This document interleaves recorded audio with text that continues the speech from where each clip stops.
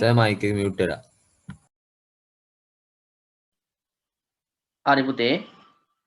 දරුවනේ සිළු දෙනාටම ආයුබෝවන්. දැනට සම්බන්ධ වෙලා ඉන්න දරුවෝ ශ්‍රී ලංකාවේ දේශපාලන බලයේ විකාශනය වීම කියන ටියුට් එක අතැතිව සූදානමින් ඉන්න තව විනාඩි 5කින් මම පේපර් ක්ලාස් එක පටන් ගන්නවා.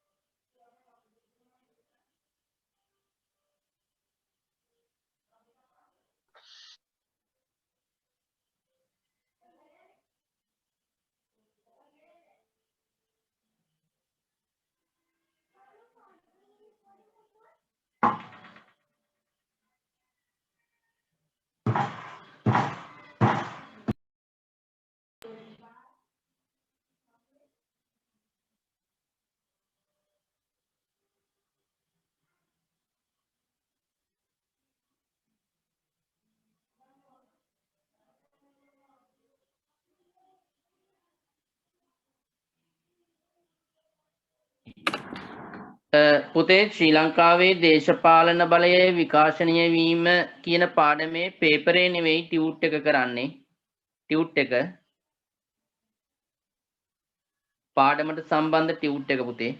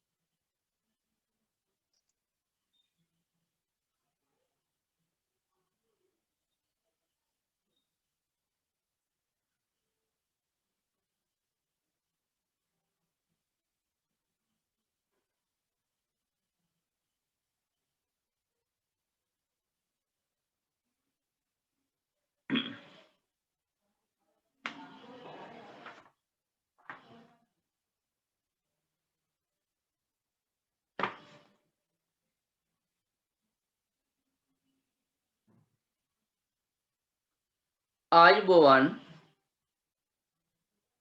දරුවනේ දැන් මේ වෙලාවේ ඔයාලා සූදානම් වෙලා ඉන්න ඕන ශ්‍රී ලංකාවේ දේශපාලන බලයේ විකාශනය වීම පාඩමේ ටියුට් එක අතැතිව සූදානම් වෙලා ඉන්න.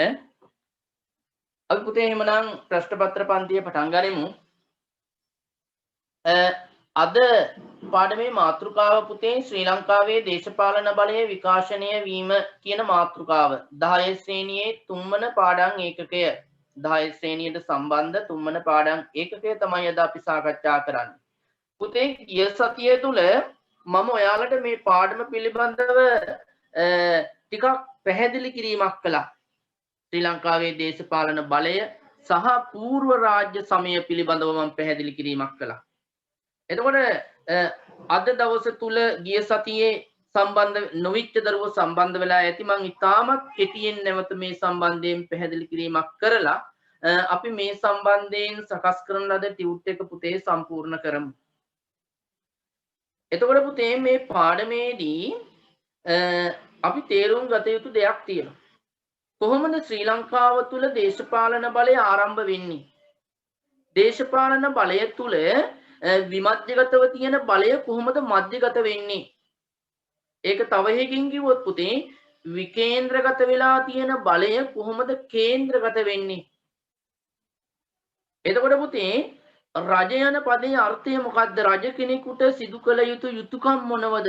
රටේ ජනතාව වෙනුවෙන් රජ කෙනෙක් විසින් පාලකයෙක් විසින් කළ යුතු දේවල් මොනවද? ඊට පස්සේ පුතේ රාජ්‍යත්ව සංකල්ප කියන්නේ මොනවද? රාජ්‍යත්ව සංකල්ප තුලින් පාලකයා සහ ජනතාව මොනවද බලාපොරොත්තු වෙන්නේ? ඒ වගේම ලංකාව තුල පාලනය කරපු සුවිශේෂී පාලකයෝ මොන වගේ කටයුතුද සිදු කළේ කියන කාරණා පිළිබඳව පුතේ මේ පාඩමේදී අපි අද සාකච්ඡා කරමු. පුතේ මම ඔයාලට මුලින්ම සඳහන් කළා పూర్ව රාජ්‍ය සමය කියන කාරණය. పూర్ව රාජ්‍ය සමය.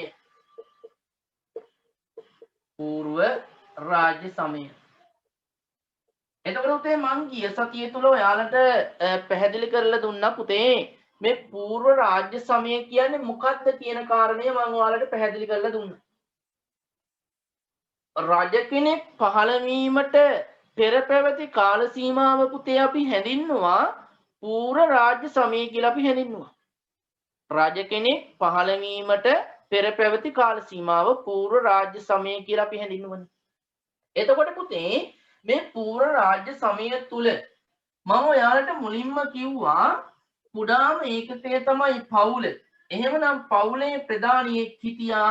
අපි ඔහු පුතේ නම් කළා මොකද්ද? ගහපති. ගහපති නැත්නම් ගෘහපති කියලා අපි නම් කළා. ඊට පස්සේ පුතේ මේ ගෘහපති නැත්නම් නිවාස කීපයක් එකතු වෙලා වැවක් කේන්ද්‍ර කරගෙන හැදුන ගම. එහෙමනම් ගමට නායකයෙක් අවශ්‍ය වෙනවා. එහෙමනම් ගමට නායකයෙක් ආපුතේ ඒකේ තමා දෙක තමා ඉතින් දෙකම ඔන් කරන්න නෙමෙයි. එකම ඔන් කරන්න මොකටද? ඔය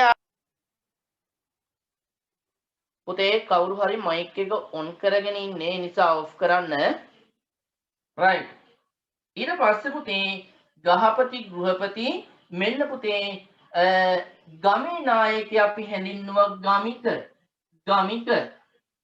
එතකොට පුතේ සමන්ත පාසාදිකාව කියන මූලාශ්‍රය තුල අපි දන්නවා මේ ගෘහපතියන් අතරින්ම ගමික කියන තනතුර තෝරාගත්ත බවක් සඳහන් වෙනවා. ඊට පස්සේ පුතේ දැන් ගම් තියෙනවා. ගම් කිහිපයක් එකතු වෙච්ච තැන අපි හඳුන්වනවනේ ප්‍රදේශය කියලා. එහෙමනම් මෙන්න පුතේ ප්‍රදේශයටත් නායකයෙක් බිහි වුණා. තමන්ගේ වත් පොහොසත්කමට අනුව ගමික තෝරගත්තා. ඒ ගමිකල අතරින් පුතේ ප්‍රදේශයට නායකයෙක් අවශ්‍ය වුණා. මෙන්න ප්‍රදේශයේ නායකයා අපි හැඳින්වුවා පුතේ පරුමක කියලා. පරුමක.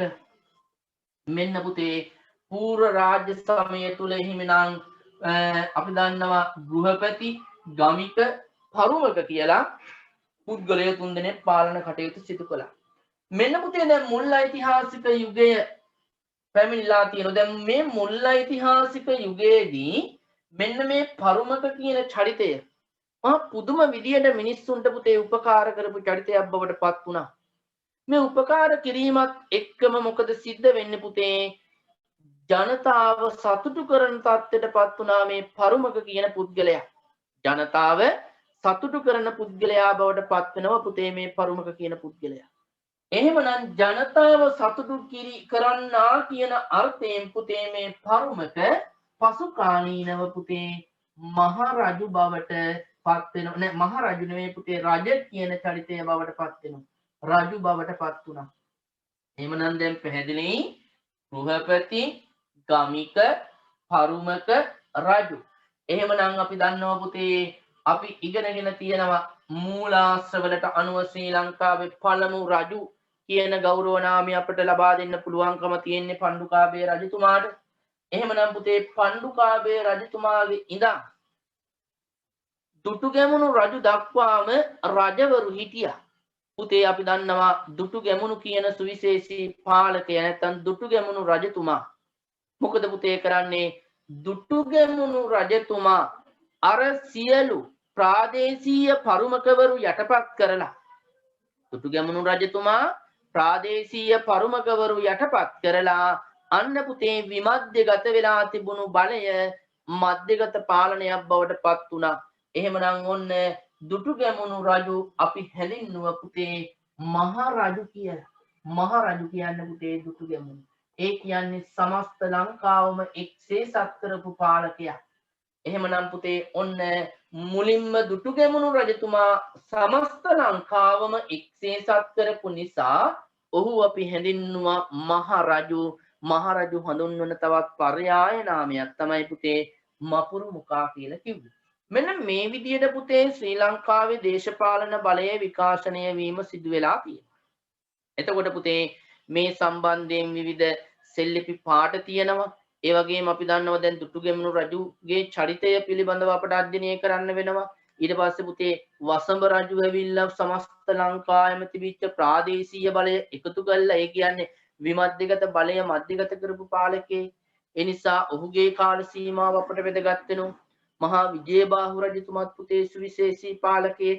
ඔහුගේ චරිතයත් අපට වැදගත් වෙනවා.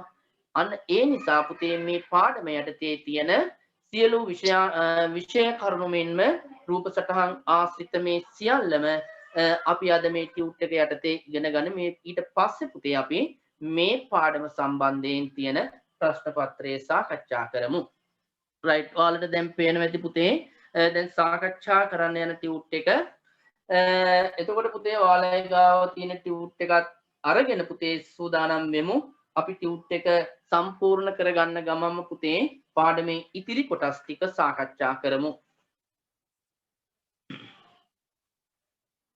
තෙවන ඒකකය ශ්‍රී ලංකාවේ දේශපාලන බලය විකාශනය වීම තමයි පුතේ මේ පාඩමේ මාතෘකාව වෙන්නේ. ප්‍රශ්නාංක 1 බලන්න පුතේ. ප්‍රශ්නාංක 1. ප්‍රශ්නාංක 1 අහනවා පුතේ වැඩි දෙනෙකුගේ එකඟතාවයෙන් පාලකයෙකු රට පාලනය කිරීමේ අයිතිය ලබා ගන්නා නිසා එවැනි පාලකයෙකු හැඳින්වීමට යෙදූ වචනය වන්නේ. පුතේ පිළිතුර ලියන්න මහා සම්මත. මහා සම්මත.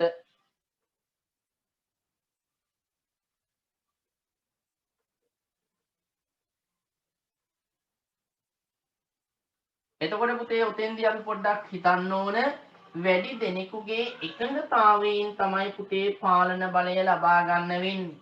වර්තමානයේ නම් අර වැඩි ඡන්දයක් ලබාගත් පුද්ගලයෙක්නේ පාලන බලය දෙන්නේ. ඒ වගේම තමයි පුතේ මේ මහා සම්මත කියන වචනය වැදගත් වෙනවා. මහා සම්මත කිව්වේ පුතේ වැඩි දෙනෙකුගේ එකඟතාවයෙන් පාලන බලය ලබාගත් පුද්ගලයා. ඒ නිසා තමයි අපි ඔහු මහා සම්මත කියන වචනයෙන් හැඳින්වුවේ. රයිට්, අපි යමු පුතේ ප්‍රශ්නාංක 2.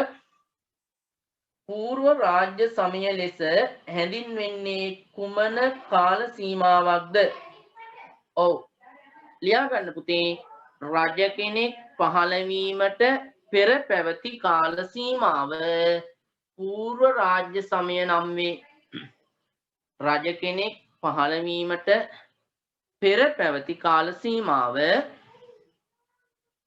රජ කෙනෙක් පහළ වීමට පෙර පැවති කාල සීමාව పూర్ව රාජ්‍ය සමය නම් වේ. රජ කෙනෙක් පහළ වීමට පෙර පැවති කාල සීමාව పూర్ව රාජ්‍ය සමය නම් වේ.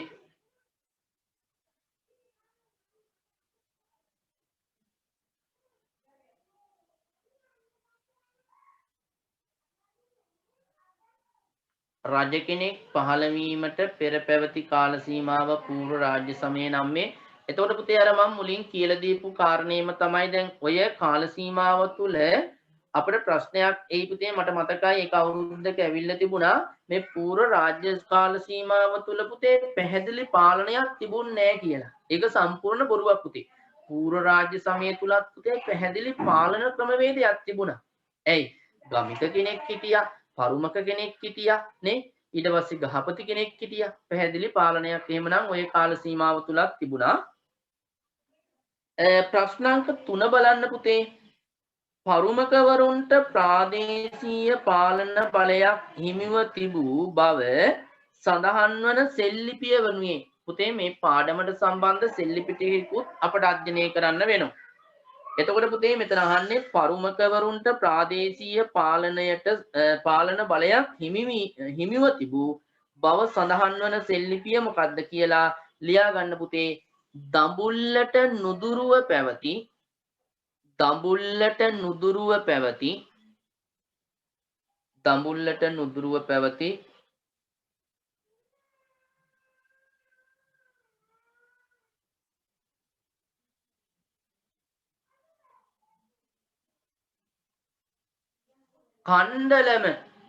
කණ්ඩලම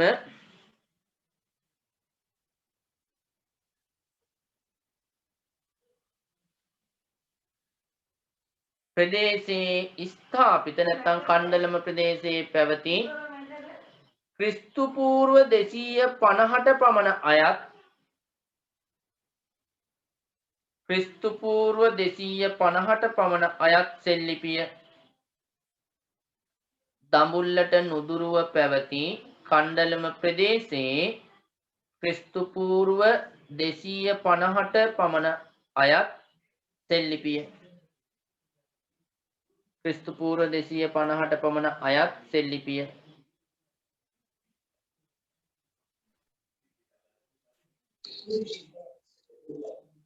සෙල්ලිපිය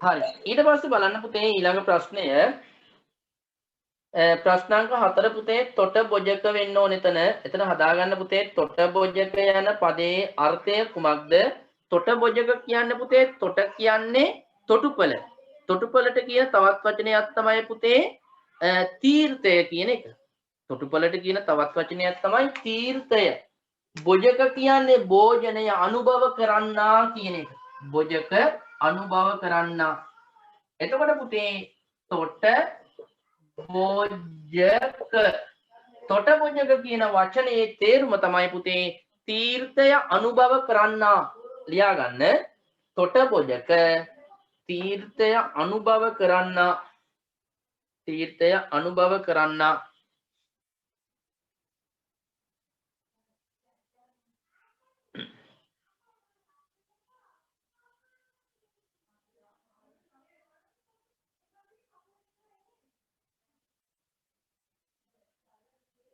ප්‍රශ්නාංක 5 බලන්න පුතේ පවුල යන අදහස දීම සඳහා පැරණි කාලයේ භාවිතා වූ පදය වනුයේ පුතේ කුල යන පදය පවුල සමානයි කුල පවුල කියන පදය අර්ථ ගැන්වීමේ පුතේ පැරණි කාල සීමාව තුල කුල කියන පදේ කුල කියන පදේ ප්‍රශ්නාංක 6 බලන්න අනුරාධපුර පෙරියකුලම්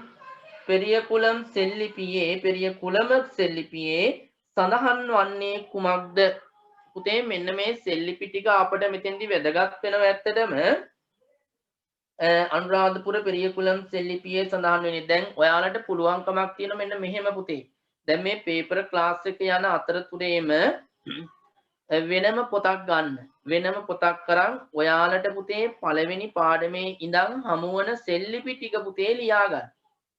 පළවෙනි පාඩමේ ඉඳන් හමුවන සෙල්ලිපි ටික ඔයාලට පුළුවන් වෙනම පොතක ලියා ගන්න. සෙල්ලිපිය සහ අඩුමතර මේකේ සඳහන් වන විස්තර ඒවා. පැහැදිලි? එතකොට පුතේ අනුරාධපුර පෙරියකුලම් සෙල්ලිපියේ සඳහන් වන්නේ කුමක්ද? ලියා ගන්න පුතේ සුමනගේ පවුලට අයත් සුමනගේ පවුලට අයත් ලෝහ වැඩ සුමනගේ පවුලට අයත් ලෝහ වැඩ සිය ජීවිකාව ලෙස සිදු කරන ලෝහ වැඩ ජීවිකාව කියන්න පුතේ රැකියාව කියන එක රැකියාව කියලා ලියාගත්තත් ගැටලුවක් නැහැ ලෝහ වැඩ සිය ජීවිකාව ලෙස කරන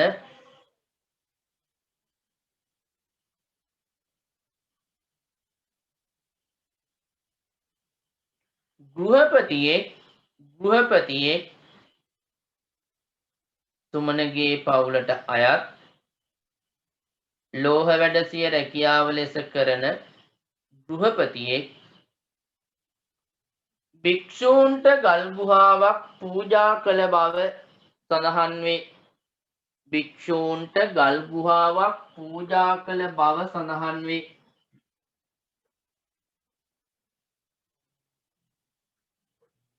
සුමනගේ පවුලට අයත් ලෝහ වැඩ සිය රැකියාව ලෙස කරන ගෘහපතියෙක් භික්ෂූන්ට ගල් ගුහාවක් පිදූ බව සඳහන් වේ. right අපි යමු ඉක්මනට ප්‍රශ්නාංක 7ට යමු. එතකොට පුතේ ඔය අපි දැන් කතා කළේ ගෘහපතිය සම්බන්ධයෙන්. මේ දේශපාලන බලයේ විකාශය තාම දැන් පූර්ව රාජ්‍ය සමය තුල තමයි අපි ඉන්නේ. 7 ගමක් වෙන්ව තිබුණේ පටු කැලෑ තීරයකින් පටු කැලෑ තීරයකිනි කියලා එතන හදා ගන්න පුතේ. ගමක් වෙන්ව තිබුණේ පටු කැලෑ තීරයකිනි. මෙම ගම්වල ජීවත් වූ වැසියන් එම වෙන්වීම තේරුම් ගත්තේ කෙසේද? පුතේ මේ වෙන්වීම ආකාර කිහිපයකින් තේරුම් ගත්තා. ඒක පුතේ අපිට මෙහෙම සඳහන් කරගන්න පුළුවන්.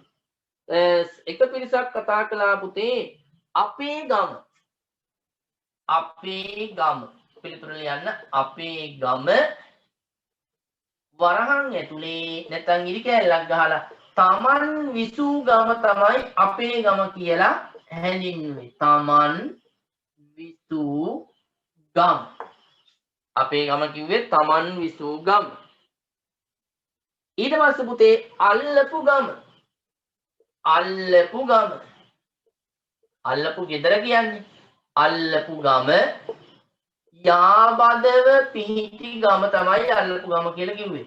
යාබදව පිහිටි ගම. යාබදව පිහිටි ගම. ඊට පස්සේ පුතේ පිටගම්. පිටගම්කාරයෝ අපි ඔය නිකන් කියන්නේ මේ පිටගම්කාරයෝ අපේ ගමට ඇවිල්ලා එනවා මෙතන නේද? පිටගම්. නැත්තම් පිටගම්. පිටගම් කියලා කිව්වේ පුතේ ඈතින් පිහිටි ගම්. ඈතින් පිහිටි ගම්. අපේ ගම, අල්ලපු ගම, පිටගම්. ඔන්න ඔය විදිහට තමයි පුතේ ඔය මිනිස්සු ගම් හැඳින්වුනේ. එතකොට පුතේ අපි දැන් බලන්න ඔය ප්‍රකාශය පුතේ අද අපිත් පාවිච්චි කරනෝනේ. දැන් ගම් වල ඉන්න මිනිස්සු කියන මේ අපේ ගම. ඊට අල්ලපු ගමේ ඉන්න මිනිස්සේ අල්ලපු ගමේ ඉන්න ගෑනු ළමයෙක් තමයි මෙයා මේ කසාද බඳින්න යන්නේ නේ? එහෙම කියනෝනේ. ඊට පස්සේ පිටගම්පාරයෝ ඔය විදිහට කතා කරනවා. එතකොට මේ ගම් පුතේ වෙන්නේ පටු කැලෑ තීරයකින්. ප්‍රශ්නාංක 8 බලන්න. ගමිකයන් යනු අන් අයටත් උදව් කළ ධනවත් පිරිසකි. ඒ පිළිබඳ සඳහන් මූලාශ්‍රයක් කියලා හදාගන්න. මූලාශ්‍රයක් වනුයේ කුමක්ද? එහි සඳහන් විස්තරය දක්වන්න. පුතේ මෙන්න මේක වැදගත්ම ස්ථානයක්. එතකොට පුතේ ගමික කියන්නේ ඇත්තටම සුවිශේෂී චරිතයක්නේ. ගමික කියන්නේ පුතේ ගමේ නායකයෙනේ. ගමේ නායකත්වය ඇත්තටම ඔහුට නිකන් දුන්නේ නෑ. ඔහුගේ තියෙන වත්පොහසත්කමේ අනුවට තමයි ගමේ නායකත්වය දුන්නේ. මේ හිඟන්නෙකුට දෙන්නේ නෑ ගමේ නායකත්වය. මනම් ගමේ නායකත්වයේ ගන්න නම් ඔහු මහන්සි වෙලා වැඩ කරපු ගෘහපතියෙක් වෙන්න ඕන. ඔහු ගාව දාන්න අස්වැන්න අතිරික්තයක් තියෙන්න ඕන. කාට හරි දිලිඳු මිනිස්සෙකුට උවමනාවක් වෙලා ආවට පස්සේ උපකාරයක් කිරීමේ හැකියාව ඔහුට තියෙන්න ඕන. පොදු වැඩ කටයුතු වලදී මැදිහත් වීමක් වෙන්න ඕන. ආරවුල් විසඳන පුද්ගලයෙක් බවට පත් වෙන්න ඕන. විවාහ කටයුතු වලදී මැදිහත් වීමේ හැකියාවක් තියෙන්න ඕන. ඒතර මෙන්න මේ වගේ සුදුසුකම් තියෙන එක්කෙනෙකුට තමයි පුතේ ගමික කියන තනතුර ලබා දුන්නේ. එතකොට පුතේ මෙතන අහන ප්‍රශ්නය තමයි ගමිකයන් යනු අන් අයටත් උදව් කළ ධනවත් පිරිසකි. ඒ පිළිබඳව සඳහන් මූලාශ්‍රයක් වනුයේ කුමක්ද පුතේ? මූලාශ්‍රය තමයි ජාත කට්ට කතාව. ජාත කට්ට කතාව. ජාත කට්ට කතාව. එතකොට පුතේ අහනවා කුමක්ද? එහි සඳහන් විස්තරය දක්වන්න. විස්තරය ලියන්න පුතේ. පැරණි පැරණි ගමක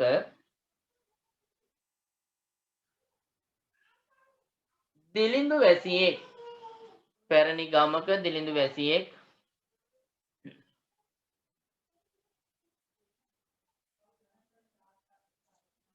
ඊළඟ කන්නයේ ලබා දෙන පොරොන්දුව මත පැරණි ගමක දිලිඳු වැසියෙක් ඊළඟ කන්නයේ ලබා දෙන පොරොන්දුව මත ඊළඟ කන්නයේ ලබා දෙන පොරොන්දුව මත ඊළඟ කන්නයේ ලබා දෙන පොරොන්දුව මත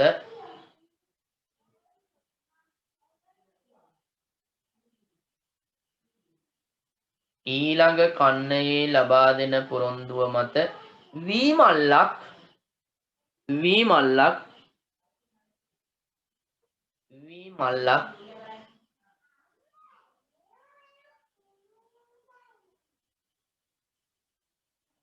ණයට ඉල්ලා ගැනීමේ පුවතක් වී මල්ලක් ණයට ඉල්ලා ගැනීමේ පුවතක්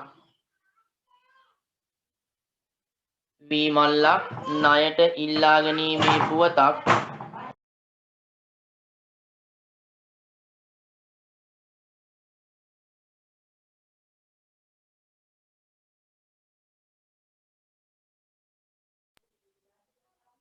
වී මල්ලක් ණයට ඉල්ලා ගැනීමේ පුවතක්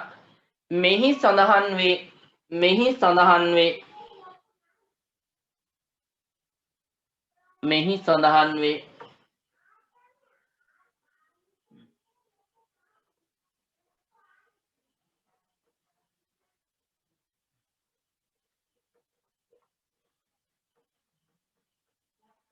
බලන්න පුතේ ඊළඟ ප්‍රශ්නය ප්‍රශ්නාංක 9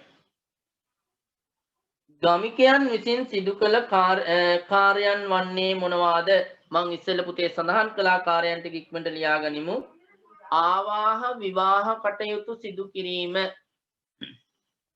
ආවාහ විවාහ කටයුතු සිදු කිරීම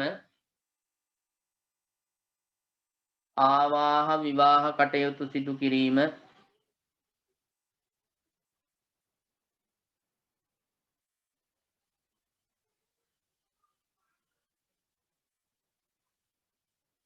ගමට අයත් වැව නඩත්තු කිරීම ආවාහ විවාහ කටයුතු සිදු කිරීම ගමට අයත් වැව නඩත්තු කිරීම ගමට අයත් වැව නඩත්තු කිරීම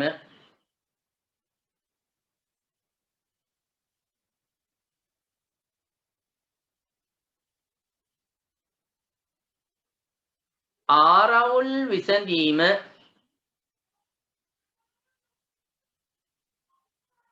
ආරවුල් විසඳීම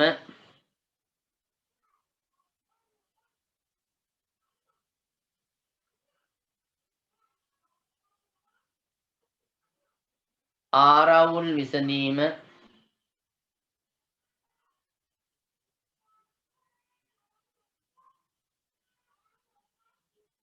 භාණ්ඩ හුවමාරුවේදී මැදිහත් වීම භාණ්ඩ හුවමාරුවේදී මැදිහත් වීම භාණ්ඩ හුවමාරුවේදී මැදිහත් වීම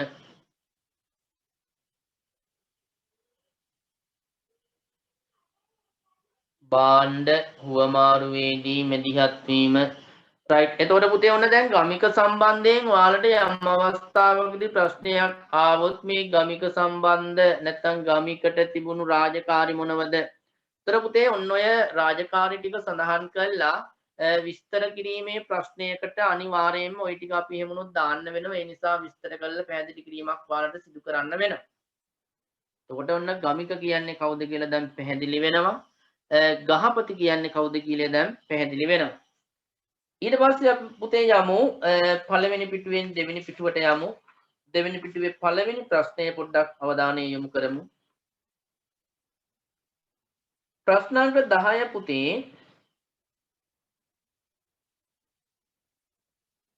ගමිකයන් ගෘහපතියන් අතරින්ම පත් වූ බව සඳහන් වන මූලාශ්‍රය කුමක්ද? පුතේ මම මුලිනුත් සඳහන් කළා මේ ගමිකයන් ගෘහපතියන් අතරින් පත්වෙච්ච බව සඳහන් මූලාශ්‍රය. පුතේ සමන්ත පාසාදිකාව වරහන් ඇතුලේ ලියා ගන්න පුතේ විනය අට කතාව. සමන්ත පාසාදිකාව වරහන් ඇතුලේ ලියා ගන්න විනය අට කතාව.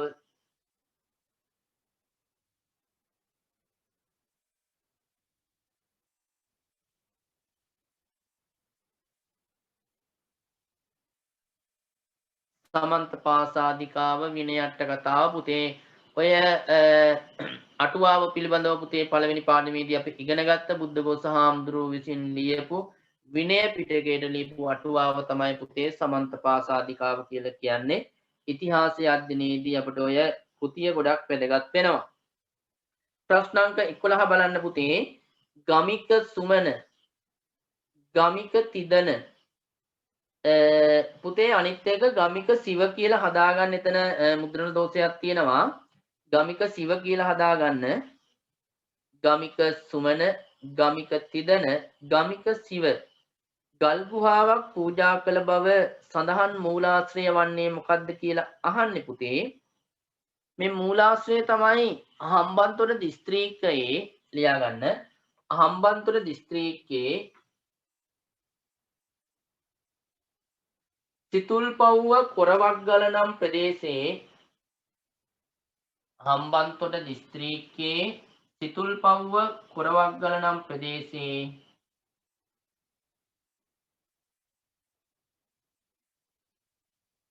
හම්බන්තොට දිස්ත්‍රික්කයේ සිතුල්පව්ව කොරවක්ගල නම් ප්‍රදේශයේ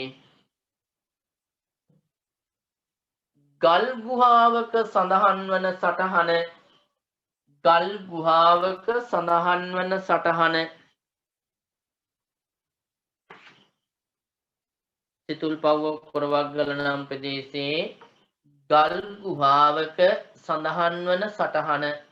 එතකොට පුතේ මේක සෙල්ලිපියක්. ඒ නිසා තමයි අපිට වැදගත් වෙන්නේ.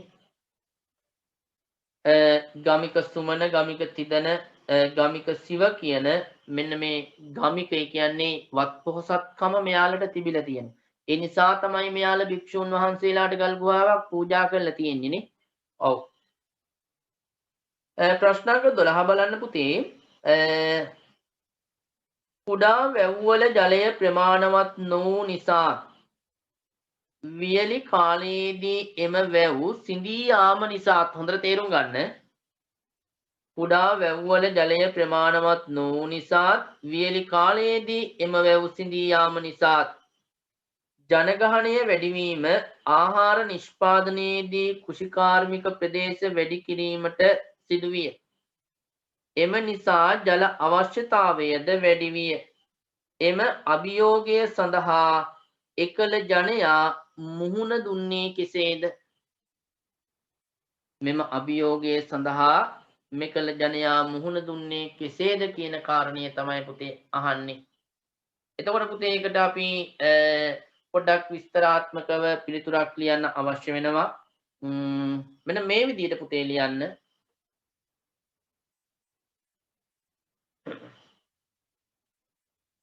ගම් වැව හා කුඩා වැව ප්‍රමාණවත් නොවීම නිසා ගම් වැව හා කුඩා වැව ප්‍රමාණවත් නොවීම නිසා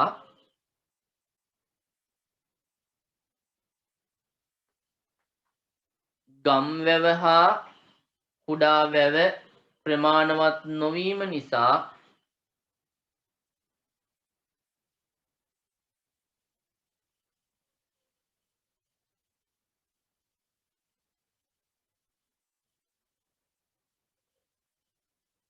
මහ වැව් තැනීමට යොමු වීම මහ වැව් තැනීමට යොමු වීම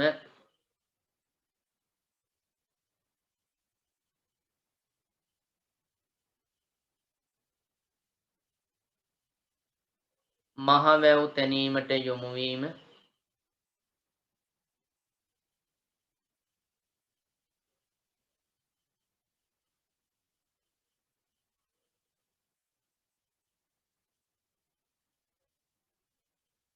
මහ වැව් තැනීමට යොමු වීම කමාවක් දාලා කෘෂිකාර්මික ප්‍රදේශ වැඩි කිරීම සඳහා කෘෂිකාර්මික ප්‍රදේශ වැඩි කිරීම සඳහා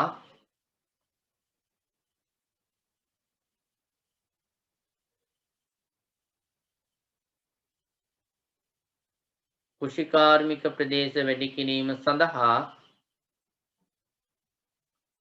ඇල මාර්ග යොදා ගනිමින්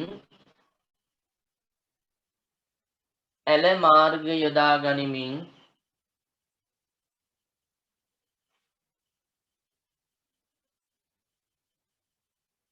ඇල මාර්ග යොදා ගනිමින් සර් ඒක පොඩ්ඩක් මුලින් ඉඳන් කියනවද? මුලින් හරි පුතේ ලියා ගන්න. ගම්වැව් හා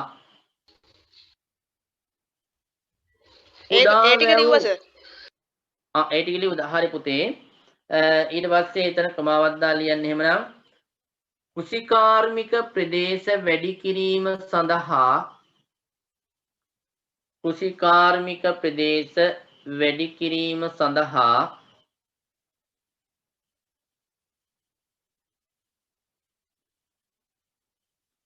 ඇල මාර්ග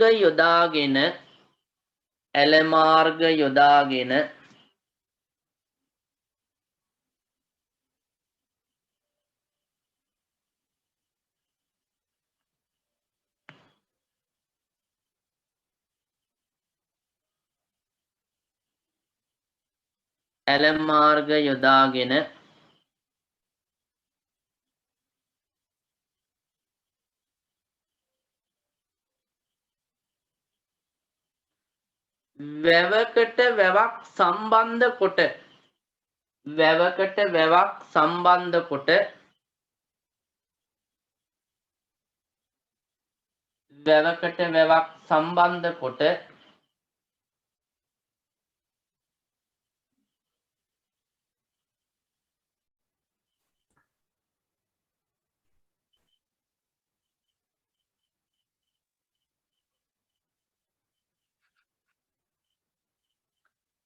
වැවකට වැවක් සම්බන්ධ කොට පුතේ තව දරුවෝ බහුතරයක් මම හිතේ සම්බන්ධ වෙලා ඉන්නේ දැනට. හරි ලියා ගන්න.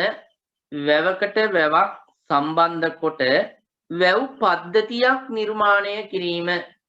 වැවකට වැවක් සම්බන්ධ කොට වැව් පද්ධතියක් නිර්මාණය කිරීම. වැවකට වැවක් සම්බන්ධ කොට වැව් පද්ධතියක් නිර්මාණය කිරීම.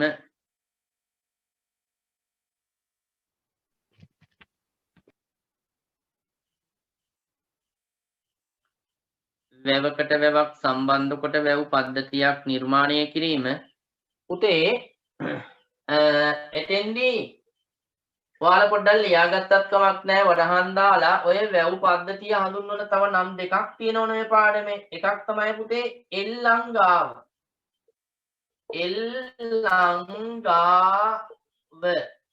අනිත් එක තමයි පුතේ වැව් ප්‍රපතනය.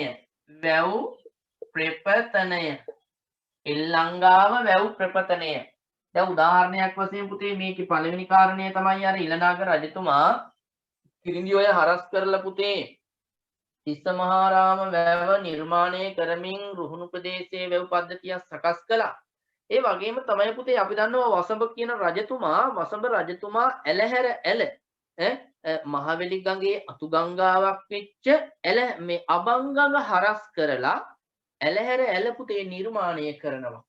ඇලහැර ඇල උපයෝගී කරගෙන පුතේ අපි දන්නවා මින්නේරිය, ගිරිතලේ, ඊට පස්සේ පුතේ කන්තලේ ආදී වැව් කිහිපයකටම පුතේ ජලය ලබා දෙනවා. එතකොට අන්න බලන්න මේ ඇල මාර්ග යොදා ගනිමින් ඇලහැර ඇල උපයෝගී කරගනිමින් වැව් පද්ධතිය පෝෂණය කරලා තියෙනවා. එතකොට පුතේ මේ වැව් පද්ධතිය ප්‍රයෝජන අපි දැනගන්න ඕන. ඇල මාර්ගයේ දෙපස භූමියේ තෙතමනය රඳා පැවැත්වීම තුළින් පුතේ කෘෂිකාර්මික කටයුතු අපට ගොඩක් කරගන්න පුළුවන්කමක් තියෙනවා. ඊට අමතරව පුතේ ඉහළ ප්‍රදේශයේ තියෙන වැවේ ජලය සිඳනකොට ඉක්මනට පුතේ පහළ ප්‍රදේශයේ වැවට ජලය ලබා ගැනීමේ හැකියාව තියෙනවා. මේ වගේ පුතේ කාර්යයන් කීපයක් පුතේ මේ වැව් පද්ධතියකින් අපට ලැබෙනවා. එහෙමනම් ඒක වැදගත් කාරණයක්. අපි යමු දරුවනේ එහෙමනම් 13 වෙනි ප්‍රශ්නෙට ප්‍රශ්න අංක 13ට යමු. පරුමකවරු බලවත් ප්‍රභූ පිරිසක් ඌයේ කුමක් නිසාද? පුතේ වැදගත් ප්‍රශ්නයක්. දැන් පරුමක කිව්වට පස්සේ ඇයි මෙයා පරුමක? ඇයි මෙයාට බලවත් වරප්‍රසාද ගොඩක් තියෙන්නේ? මෙයා ප්‍රභූවරයෙක් ලෙස කටයුතු කරන්නේ ඇයි? පිළිතුරට ලියා ගන්න පුතේ වැව් පද්ධතියක් හා වැව්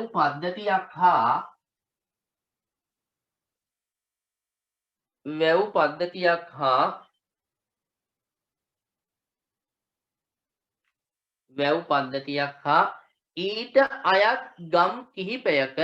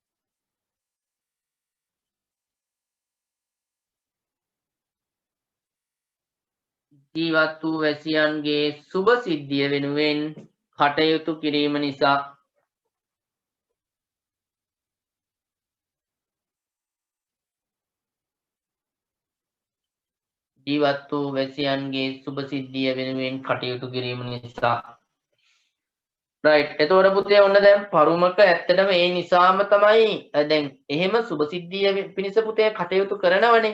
එතකොට ජනතාව සතුටු කරනවනේ. අන්න ඒ ජනතාව සතුටු කිරීම නිසා තමයි අර රජ යන පදය ආමන්ත්‍රණය කරන්නේ පරුමකට. ඒ නිසා තමයි රජ කියන නාමය ඇති වෙන්නේ ජනතාව සතුටු කරන නිසා.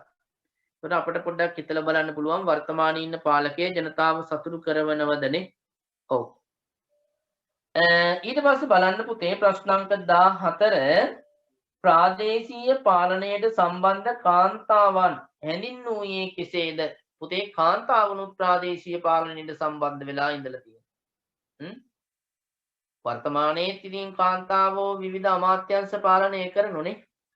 ඒ වගේ අතීතයේ විවිධ ප්‍රාදේශීය පාලන ඒකක කාන්තාවන් පාලන කටයුතු සිදු කළා.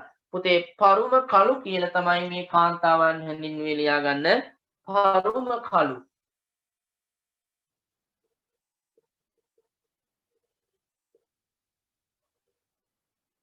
පරුම කළු. පරුමකගේ ස්ත්‍රීලිංග පදයේ පුතේ පරුම කළු. right. ප්‍රශ්න අංක 15 බලන්න. පොචනි රජ ලෙස හැඳින්වූ ප්‍රාදේශීය පාලකයන් පිළිබඳ සඳහන් වන සෙල්ලිපිය සඳහන් කරන්න. ඒතර පුතේ පොචනි රජ කිව්වේ ප්‍රාදේශීය පාලකයෙක් සම්බන්ධයෙන් සඳහන් වචනයක්. පුතේ ලියා ගන්න සෙල්ලිපිය මාතලේ දිස්ත්‍රික්කයට අයත් ඇඹුල් අඹේ ප්‍රදේශයේ ඇති සෙල්ලිපිය. මාතලේ දිස්ත්‍රික්කයට අයත් ඇඹුල් අඹේ. හොඳට මතක හිටින අඹයක් පුතේ ඇඹුල් අඹේ. මාතලේ ප්‍රදේශයට අයත් ඇඹුල් අඹේ ප්‍රදේශයේ තිබෙන සෙල්ලිපිය පොචනි රජ කියන වචනය තමයි යෝගි සඳහන් වෙන්නේ. ඇඹුල් අඹේ පොචනි රජ. right. ඊට පස්සේ අහනවා පුතේ එම පදේ නැත්තම් පොචනි රජ යන්නේහි අර්ථය සඳහන් කරන්නලු. පුතේ අර්ථ දෙකක් අපිට තියෙනවා. ප්‍රාචීන රජු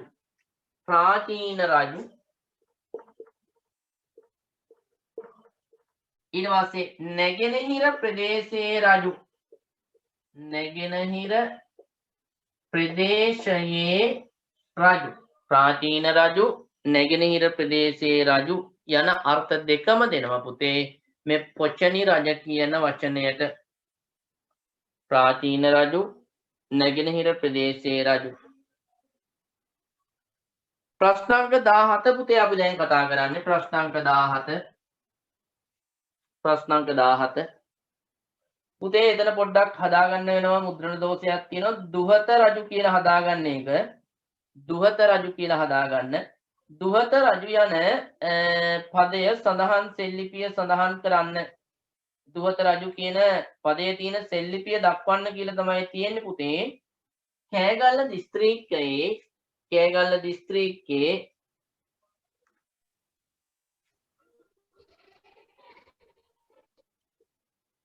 යටහලෙන බෞද්ධ විහාර ලිපිය. කෑගල්ල දිස්ත්‍රික්කයේ යටහලෙන බෞද්ධ විහාර ලිපිය.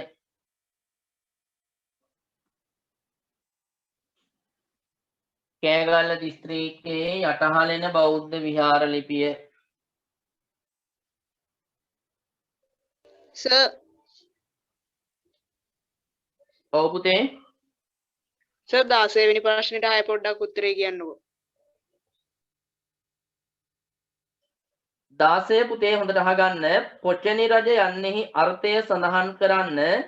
පොචනි රජ කිව්වේ පුතේ ප්‍රාචීන රජු. ලියා ගන්න ප්‍රාචීන රජු. නැගෙනහිර ප්‍රදේශයේ රජු. ප්‍රාචීන රජු නැගෙනහිර ප්‍රදේශයේ රජු. ප්‍රාචීන රජු නැගෙනහිර ප්‍රදේශයේ රජු.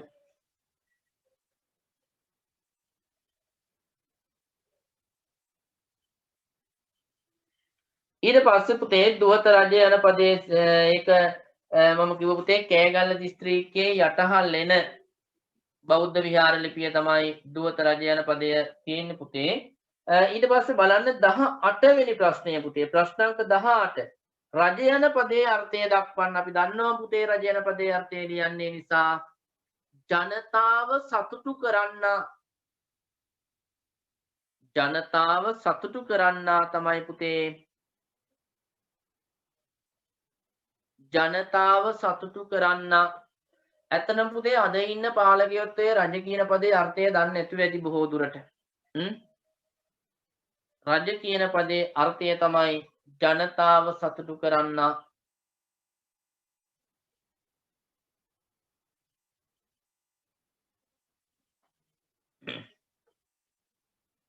ජනතාව සතුටු කරන්න. ඊට පස්සේ පුතේ අපි දැන් කතා කරන්නේ ප්‍රශ්නාංක 19 පුතේ. ප්‍රශ්නාංක 19 කවුරු හරි අලුතෙන් සම්බන්ධ වෙච්ච දරුවෙක් ඉන්නව නම් ටියුට් එකේ ප්‍රශ්නාංක 19 පුතේ කතා කරන්නේ රාජ්‍යත්වයේ වර්ධනය යනු කුමක්ද? තාමත් වැදගත් ප්‍රශ්නයක් පුතේ. දැන් රාජ්‍යත්වයේ වර්ධනය රාජ්‍යත්වයේ මොකද්ද වර්ධනය වෙන්න තියෙන්නේ නේ? නමුත් රාජ්‍යත්වයේ පුතේ වර්ධනය වෙන්න දෙයක් තියෙනවා. වර්ධනය වීම තමයි පුතේ රජු වටා සෑම බලයක්ම එකතු වීම. එහෙමනම් බලය ඇයි රජු වටා එකතු වෙන්න ඕන? බලය පුතේ ව්‍යාප්ත වෙලා තිබුණේ මෙන්න හිතන්න මේ ඉන්නේ රජතුමා. මේ ඉන්නේ කවුද? රජු කියන චරිතය.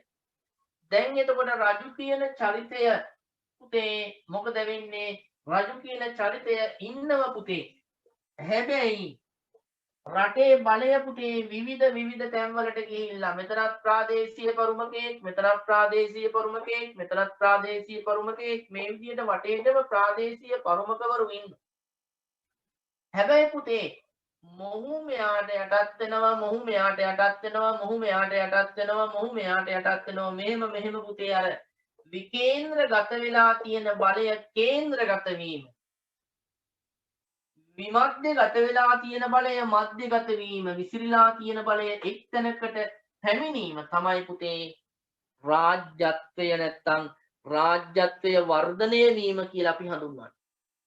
එහෙමනම් ලියාගන්නේ 19 වන ප්‍රශ්නෙට පිළිතුර පුතේ රාජ්‍යත්වය වර්ධනය යනු කුමක්ද? විකේන්ද්‍රගතව තිබූ බලය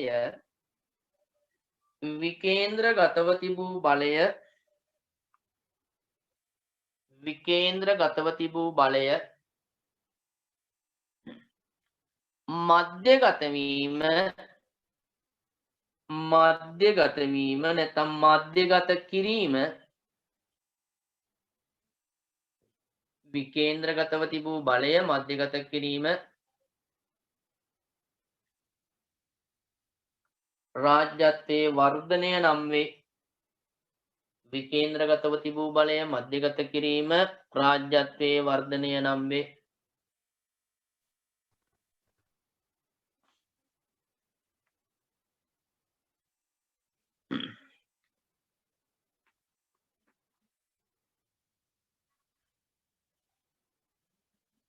right ඊට පස්සේ පුතේ අපි යමු ප්‍රශ්නාංක 20 ප්‍රශ්නාංක 20ට යමු දරුවනේ.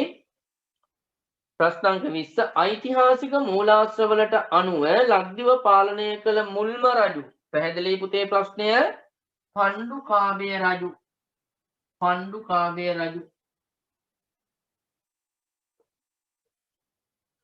එතකොට පුතේ අපිට මේ පාඩමේදී පුතේ රජවරු පිළිබඳව ප්‍රශ්නාවොත් පුතේ පණ්ඩුකාභය රජතුමා පිළිබඳව අපිට එන්න පුළුවන්. පණ්ඩුකාභය රජතුමා පිළිබඳව වෙන්න පුළුවන්. දුටුගැමුණු රජතුමා පිළිබඳව වෙන්න පුළුවන්. වසභ පිළිබඳව වෙන්න පුළුවන් වසභ රජතුමා. ඊට පස්සේ පුතේ මහා විජයබාහු රජතුමා පිළිබඳව ප්‍රශ්නයක් අහන්න පුළුවන්. එනිසා ඔය රජවරු 4 දෙනා පිළිබඳව යම් අවබෝධයක් ලබාගෙන තියෙන එක අපිට වැදගත් වෙනවා. ප්‍රශ්නාංක 21 පුතේ අපිට වැදගත් වෙනවා එම පාලකයා පිළිබඳ කෙටි හැඳින්වීමක් කරන්න. එහෙමනම් ඔන්න දැන් පණ්ඩුකාභය රජු පිළිබඳව තමයි අපි දැන් පොඩි හැඳින්වීමක් කරන්නේ. ඇත්තටම පුතේ මෙතුමා පිළිබඳව අපි ඉගෙනගෙන තියෙනවා 6 ශ්‍රේණියේ. ඔයාලට මතක ඇති 6 වසරේ කොහොමද ඉගෙන ගත්තේ කියලා.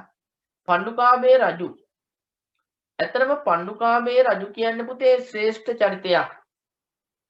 මුල ඉඳන්ම අභියෝගවලට මුහුණ දීපු චරිතයක්.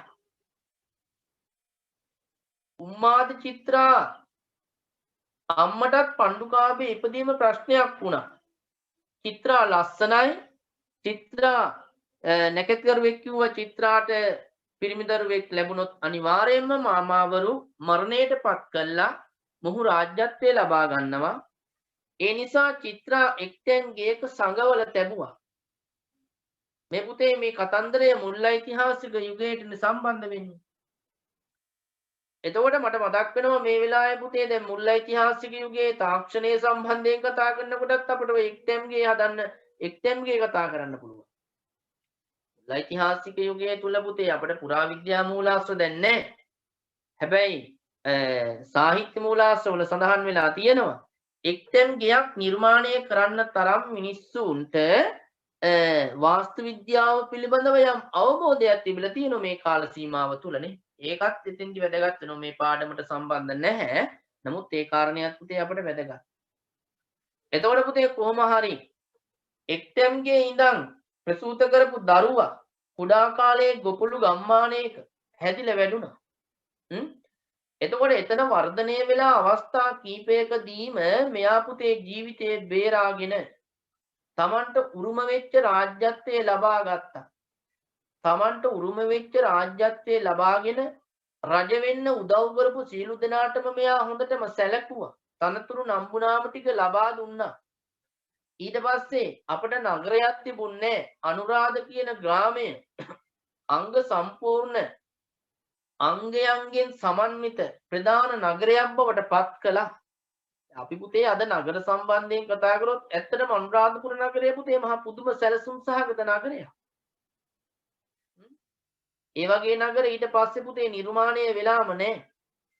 ඒතොර මේ වගේ නගරයක් නිර්මාණය කළා පැහැදිලි රජ පෙළපතක් බිහි කරන්න දායක වෙච්ච වැදගත් පාලකයෙක් තමයි පණ්ඩුකාභය රජතුමා. ඒ වගේම තමයි වාරි කර්මාන්තය සම්බන්ධයෙන් කතා කරනකොට ඒ කාලේ මිනිස්සු මහා බහුතරයක් හිටියේ නැහැ. අවශ්‍ය ප්‍රමාණයට කුඩා වැව් නිර්මාණය කිරීමේ ආරම්භක පාලකයා. එතකොට මෙයා හදපු කුඩා වැව දිහා බලාගෙන තමයි වසඹ රජු මහ වැව් නිර්මාණය කළේ. එමනම් ශ්‍රේෂ්ඨ පාලකයෙක් තමයි පණ්ඩුකාභය රජතුමා කියලා කිව්වේ. මෙතන අහන්නේ ප්‍රශ්නය පුතේ එම පාලකයා පිළිබඳ කිටි හැඳින්වීමක් කරන්න මම පුතේ ඉතාමත් පොයින්ට් වශයෙන් දෙන්නම් ඔයාලා ලියා ගන්න.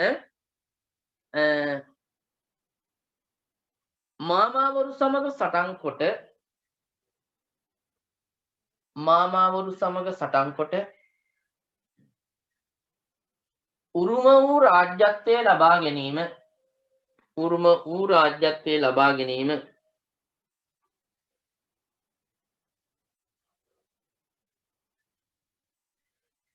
මාමාවරු සමග සටන් කොට උරුම වූ රාජ්‍යත්වය ලබා ගැනීම සේක පොඩ්ඩක් ආපහු කියන්නකෝ.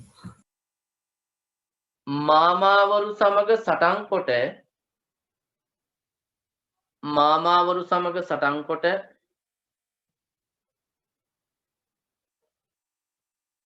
උරුම වූ රාජ්‍යත්වය ලබා ගැනීම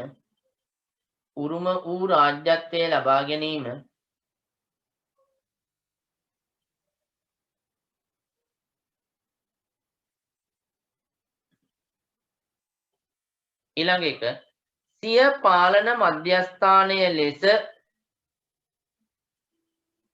පාලන මධ්‍යස්ථානය ලෙස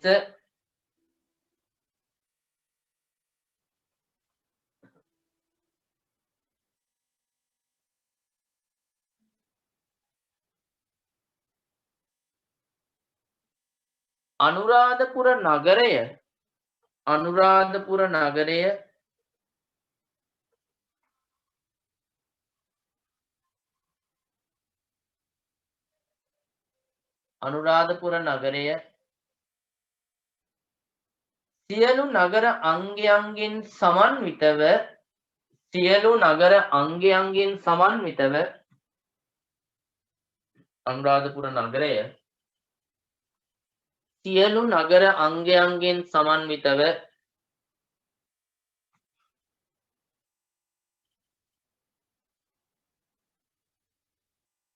නිර්මාණය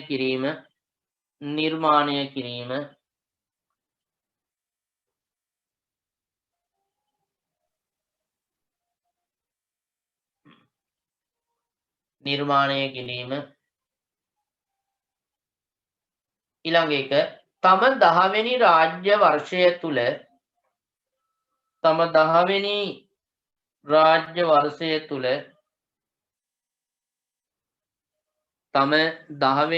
වර්ෂය තුල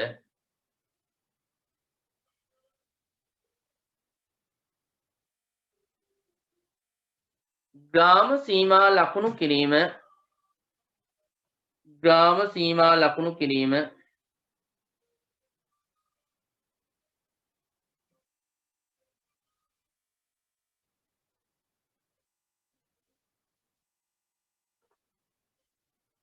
රාජ්‍ය වර්ෂය තුල ග්‍රාම සීමා ලකුණු කිරීම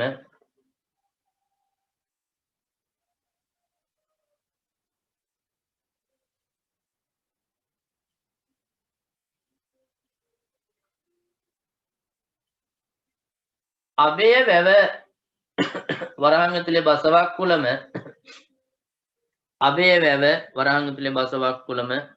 නිර්මාණය කරමින්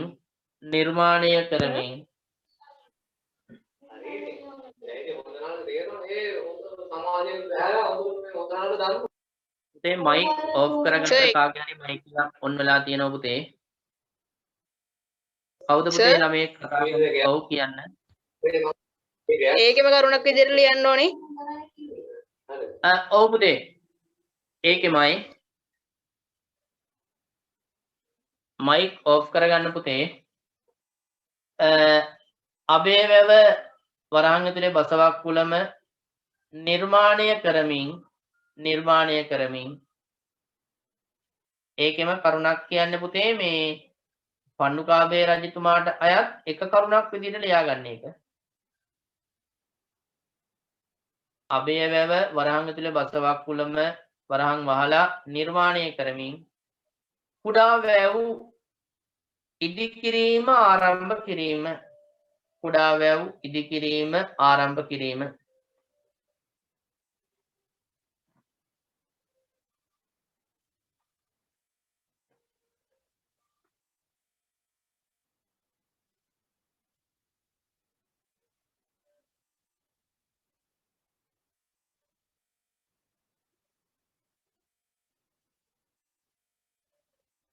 right.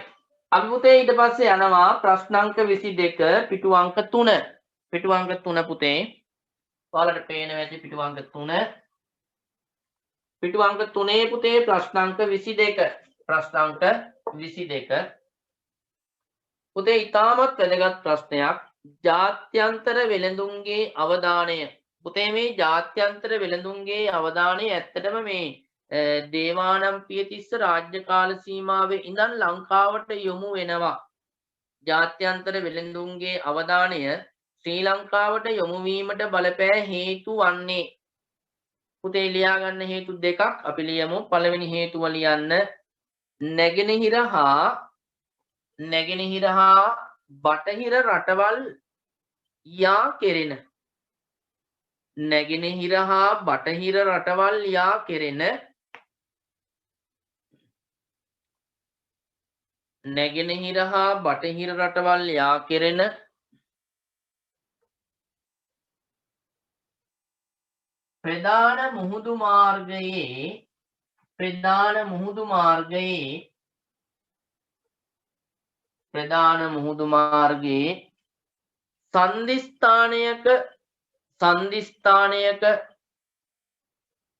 ප්‍රධාන මුහුදු මාර්ගයේ සංදිස්ථානයක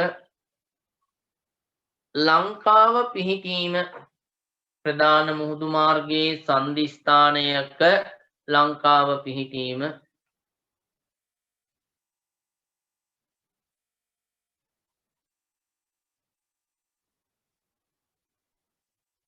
ඊළඟ එක පුතේ වටිනා කුළුබඩු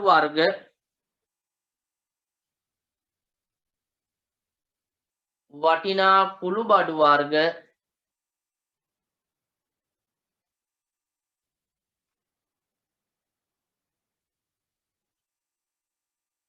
හා මුතු මැණික්. දැන් ඔය ලංකාවේ ඉන්නේ පුතේ ලෝකෙ ලොකුම මැණිකක් හොයාගෙන තියෙන්නේ. වටිනා කුළුබඩු වර්ග හා මුතු මැණික්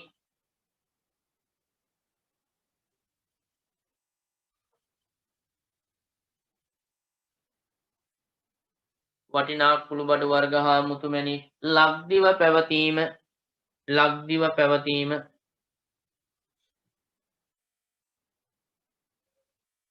මෙන්න මේ හේතු දෙක මුල් කර ගනිමින් පුතේ ශ්‍රී ලංකාව කෙරෙහි ජාත්‍යන්තර වෙළඳුන්ගේ අවධානය යොමු වෙලා තියෙනවා.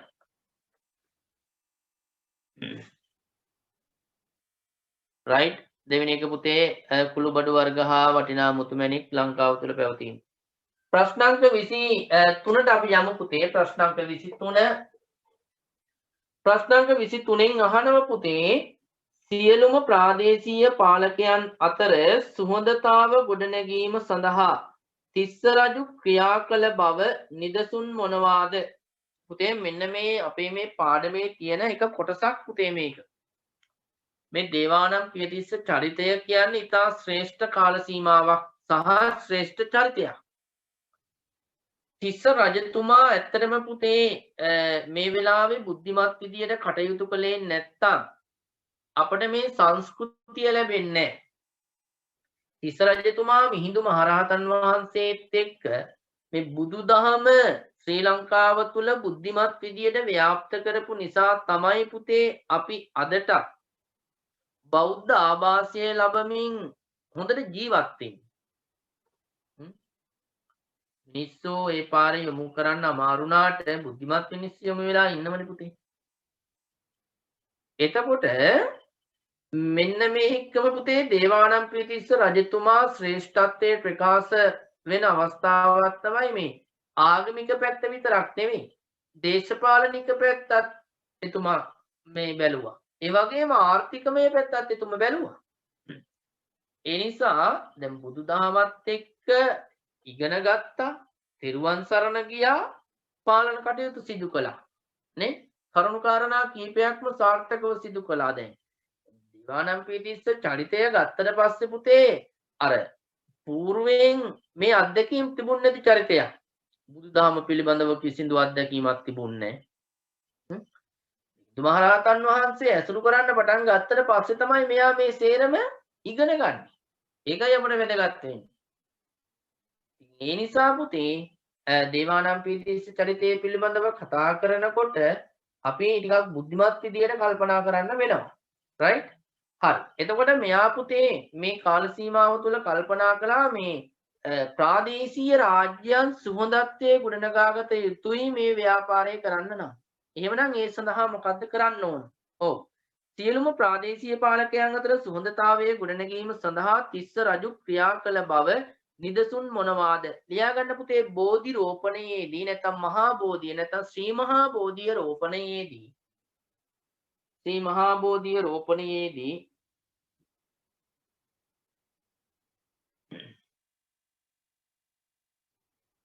කතරගම හා චන්දනගම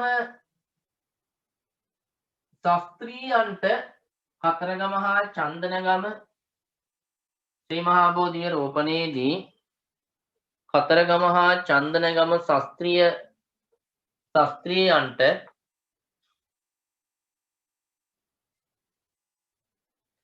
ආරාධනා කිරීම කතරගම හා චන්දනගම ශාස්ත්‍රීයන්ට ආරාධනා කිරීම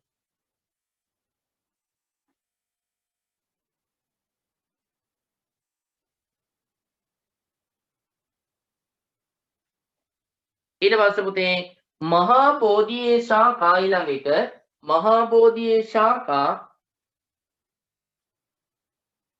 මහා බෝධියේ ශාඛා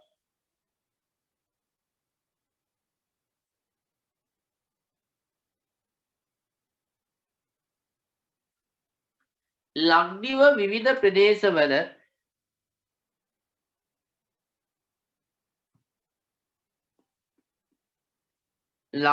විවිධ ප්‍රදේශවල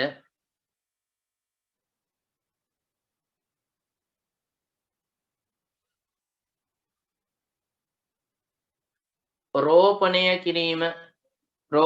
කිරීම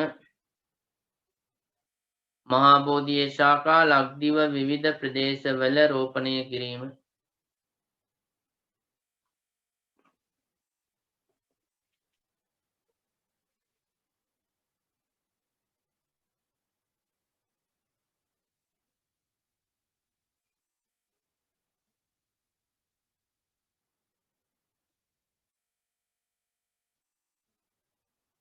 right. ඊට පස්සේ පුතේ අපි කිව්වා මේ දුටුගැමුණු රජතුමා රාජ්‍යත්වයට පත් වෙන්න ඉස්සෙල්ල පුතේ ප්‍රාදේශීය නායකයන් හිටියනේ. ප්‍රාදේශීය නායකයෝ හිටියා. එතකොට මේ ප්‍රාදේශීය නායකයින් සියල්ලම යටපත් කළා තමයි පුතේ මධ්‍යගත පාලනයක් දුටුගැමුණු රජතුමා ඇති කරන්නේ. එතකොට අපි ඉගෙනගෙන තියෙනවා පුතේ දසමහා යෝධයන් පිළිබඳවනේ.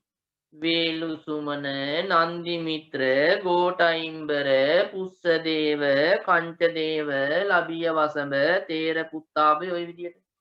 අපි පුංචි කාලේ දසමහා යෝධය කියනකොට පුතේ අපේ ඔළුවට ආවේ මහා මේ යෝධයෙක් ගැනනේ නෑ. ඇත්තටම නෑ. මේ පුතේ ප්‍රාදේශීය පරුමකවරු, ප්‍රාදේශීය නායකයෝ මෙයාලා පුතේ එක එක දේවල් වලට දක්ෂයි. දැන් බලන්න මේ ඉතිහාසය කියන විෂය ටිකෙන් ටික ඉගෙනගෙන යනකොට මේක ප්‍රායෝගික වෙනවා පුතේ. ඒකට සාමාන්‍යයෙන් මෙයාලා ප්‍රාදේශීය නායකයෝ. යමක් කරන්න පුළුවන් සෙට් එකක්, යමක් කරන්න පුළුවන් පිරිසක්. ඒ නිසා පුතේ මෙයාලා යටපත් කරනවා. right. ඊළඟ ප්‍රශ්නේ හා සම්බන්ධයි. පරුමක තත්වයේ සිටි දුටුගැමුණු රජුගේ සෙන්පතිවරු නම් කරන්න පරුමක වේලුසුමන නම් ටික විතරක් ලියා ගන්න පුතේ. වේලුසුමන නන්දිමිත්‍ර වේලුසුමන නන්දිමිත්‍ර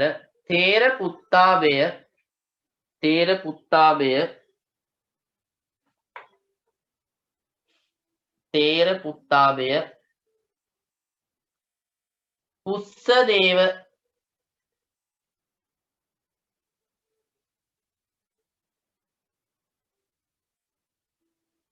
පුස්සදේව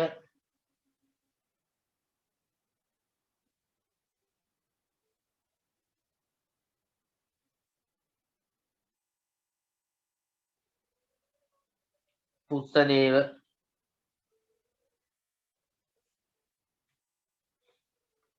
right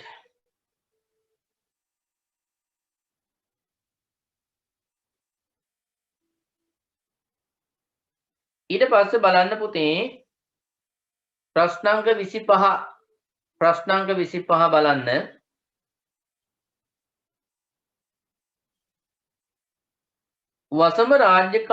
වසම රාජ්‍ය කාලයේ යාපනයේ අර්ධද්වීපය හැඳින්වූයේ කෙසේද? යාපනය කියන්නේ පුතේ අර්ධද්වීපයක්. අපි දන්නවා වසම රජතුමා පළාත්වලට බෙදලා පාලනය කරපු පාලකයෙක්. ඉතාමත් බුද්ධිමත් පාලකයෙක්, හොයා බලා වැඩ කටයුතු කරපු පාලකයෙක්.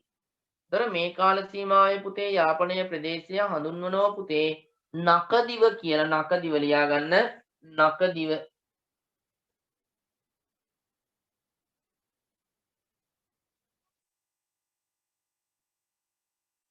මෙන්න පුතේ ප්‍රශ්නාංක 26 ඊට පස්සේ ඉතාමත් වැදගත් ප්‍රශ්නයක් පුතේ මේ පාඩමට සම්බන්ධ ප්‍රශ්නාංක 26 අතීත පාලකයින් තමන්ගෙන් වෙන්න ඕන පුතේ හදාගන්න තමන්ගෙන් රටවැසියාට සිදුවිය යුතු යුතුයකම් වශයෙන් සැලකුවේ මොනවාද?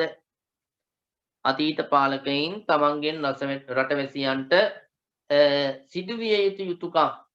කොට පුතේ අනිවාර්යෙන් පාලකයෙක් විසින් රටවැසියාට යුතුයකම් පද්ධතියක් ඉෂ්ට කළ යුතුයි. එතකොට තමයි ඒ පුද්ගලයා අර අපි මුලින් කිව්වා වගේ රාජ්‍යත්ව සංකල්ප වලින් පිදුම් ලබන්නේ, ජනතාව පිදුම් ලබන්නේ. එතකොට සමහර පාලකයෝ රාජ්‍යත්ව සංකල්ප ආරූඪ කරගෙන හිටිය තමයි. හැබැයි වැදගත් වෙන්නේ ජනතාව විසින් පිදුම් ලබන පාලකයා. ඒ විදිහට පාලකයෙක් පිදුම් ලබන්න නම් පාලකයාගෙන් විය යුතු යුතුයකම් ටික අංග සම්පූර්ණව ඉෂ්ට විය යුතුයි. එතකොට තමයි රටක් සාර්ථක වෙන්නේ. right? එහෙමනම් පුතේ යුතුයකම් ටික ලියා ගන්න. රටෙහි ආර්ථික සුබ සිද්ධිය ඇති කිරීම. රටෙහි ආර්ථික සුබ සිද්ධිය ඇති කිරීම.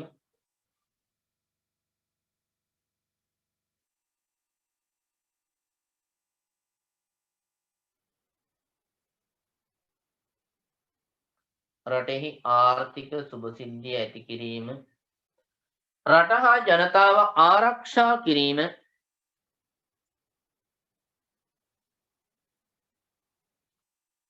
රට හා ජනතාව ආරක්ෂා කිරීම.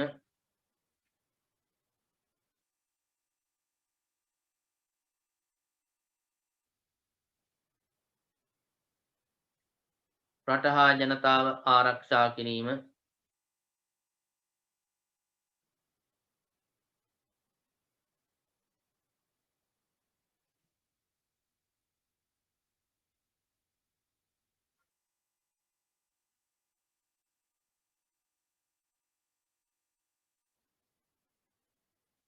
ඊළඟ එක ජනතාවගේ ආධ්‍යාත්මය දියුණු කිරීම. ජනතාවගේ ආධ්‍යාත්මය දියුණු කිරීම.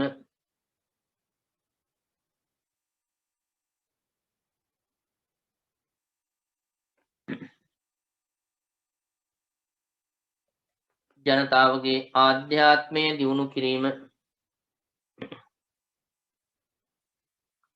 right. එතකොට පුතේ ඔය කරුණු තුනට පුතේ තව අනිත් කරුණු සියල්ල අන්තර්ගත වෙනවා. දැන් ආර්ථික සුභසිද්ධියත් එක්ක වාරි කර්මාන්තය, ඒ කාරණා ටික, කෘෂි කර්මාන්තය සම්බන්ධයෙන් කරුණු ටික අන්තර්ගත වෙනවා.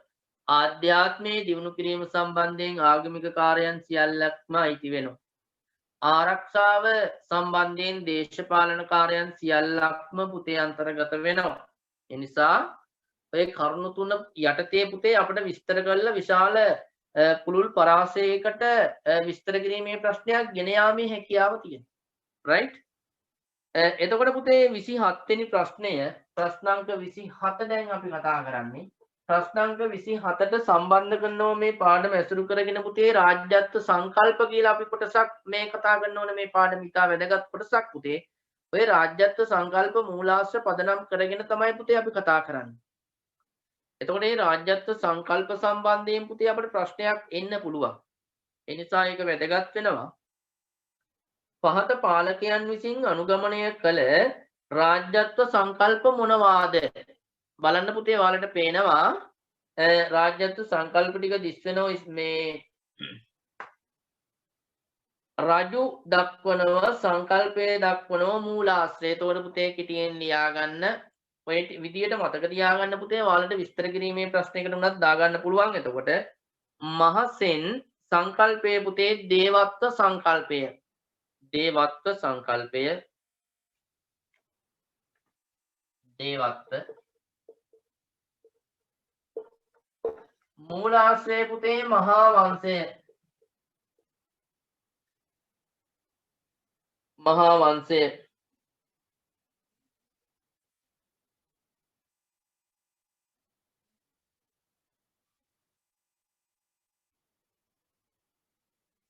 කූට කන්න අබය පුතේ වීරත්ව සංකල්පය. වීරත්ව සංකල්පය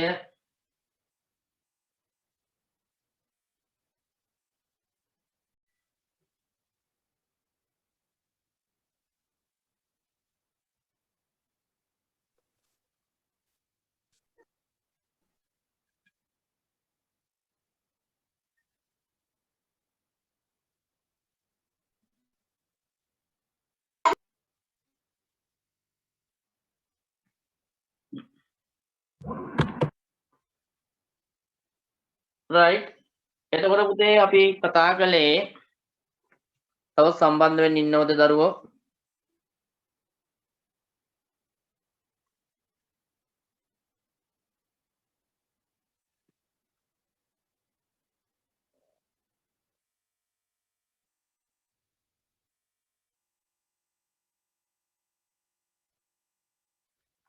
right. අපි පුතේ කතා කළේ රාජ්‍යත්ව සංකල්ප පිළිබඳව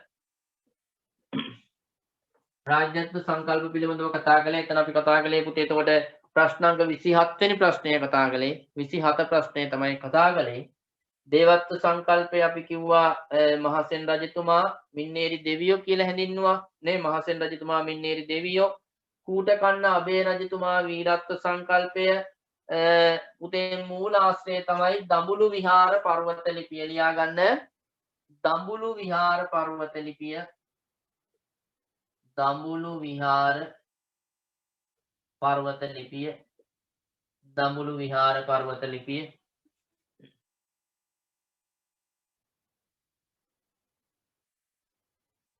පළවන කාශ්‍යප පුතේ ආලක මන්දාධිපති කියලා කිව්වා. එතන ලියන්න පුතේ පර්වත රාජ සංකල්පය. පර්වත රාජ සංකල්පය. පර්වත රාජ සංකල්පය.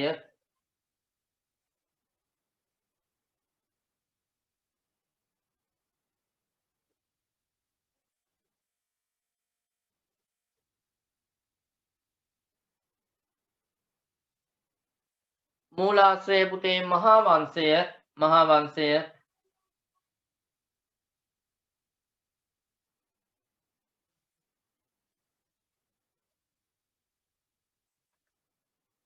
අපි දන්නවා පළවන කාශ්‍යප රජතුමා පුතේ තම වාසභවන වෙච්ච සීගිරිය ආලක මන්දාව නැත්නම් කුවේරයාගේ වාසභවන කුවේරය කියන්නේ ධනයට අධිපති දෙවියෝ කුවේරයාගේ වාසභවන කියලා නම් කරගත්තා.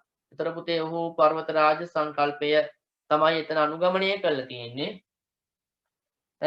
නිශ්ශංක මල්ල රජු පුතේ චක්‍රවර්ති සංකල්පය මේ සියල්ලම යටපත් කරමින් මුළු ලෝකයටම අධිපති කියන සංකල්පය පුතේ. හැබැයි මේක ජනතාව විසින් පත් කරපු ප්‍රකාශයක් නෙවෙයි. ඒකත් තේරුම් ගන්න ඕන. මේක ඒ රජතුමාම තමන් පිළිබඳව කරගත්ත වර්ණාවක්. ජනතාව කියපු දෙයක් නෙවෙයි මේක. චක්‍රවර්ති සංකල්පය. ලියා ගන්න.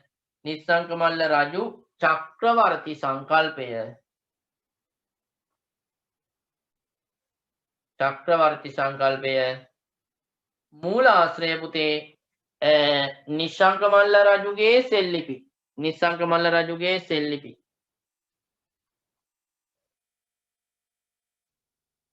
නිශ්ශංකමල්ල රජුගේ සෙල්ලිපි.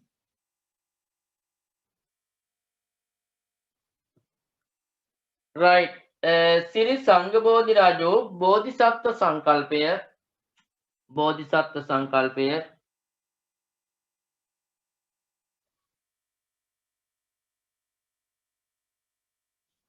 බෝධිසත්ව සංකල්පය මහා වංශය මූලාශ්‍රය මහා වංශය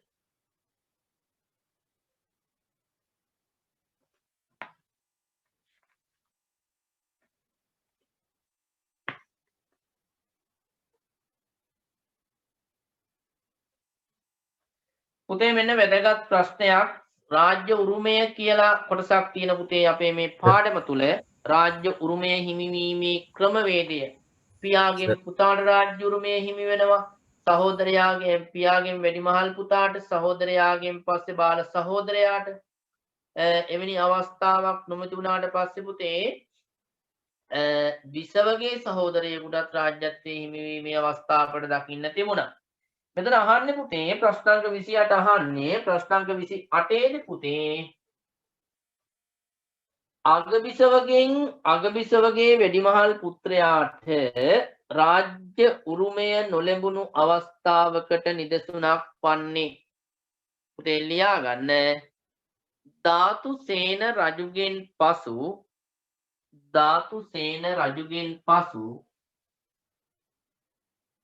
කාශ්‍යප කුමරු රාජ්‍යත්වය ලබා ගැනීම අගබිසවගේ පුතා තමයි මුගලන් දෙවන බිසවගේ පුතා තමයි කාශ්‍යප එනිසා මේක අර්බුදයක් වුණා ලියා ගන්න පුතේ මෙහෙම ධාතුසේන රජුගෙන් පසු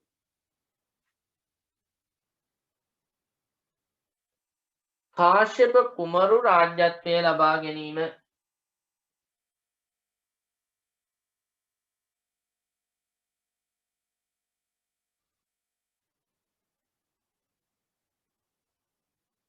පුතේ එතන වරහන් ඇතුලේ ලියා ගන්න මෙම සිදුවීම ගැටුම්කාරී තත්වයකට ඉවහල් විය. මෙම සිදුවීම ගැටුම්කාරී තත්වයකට ඉවහල් විය.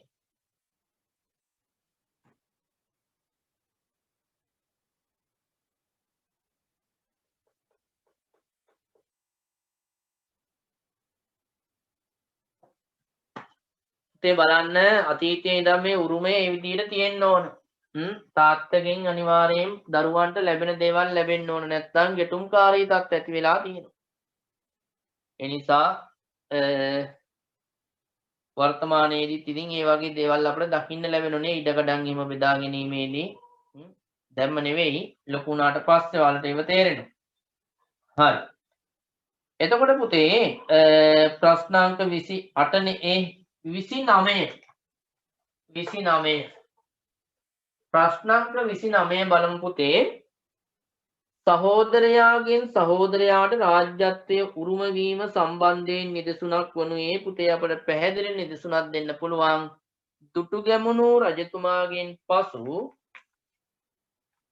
දුටුගැමුණු රජතුමාගෙන් පසු තම බාල සොහොයුරා වූ සද්ධාතිස්ස කුමරුට රාජ්‍යත්වයේ හිමිවීම දුටුගැමුණු රජුගෙන් පසු තම බාල සොහොයුරා වූ සද්ධාතිස්ස කුමරුට රාජ්‍යත්වයේ හිමිවීම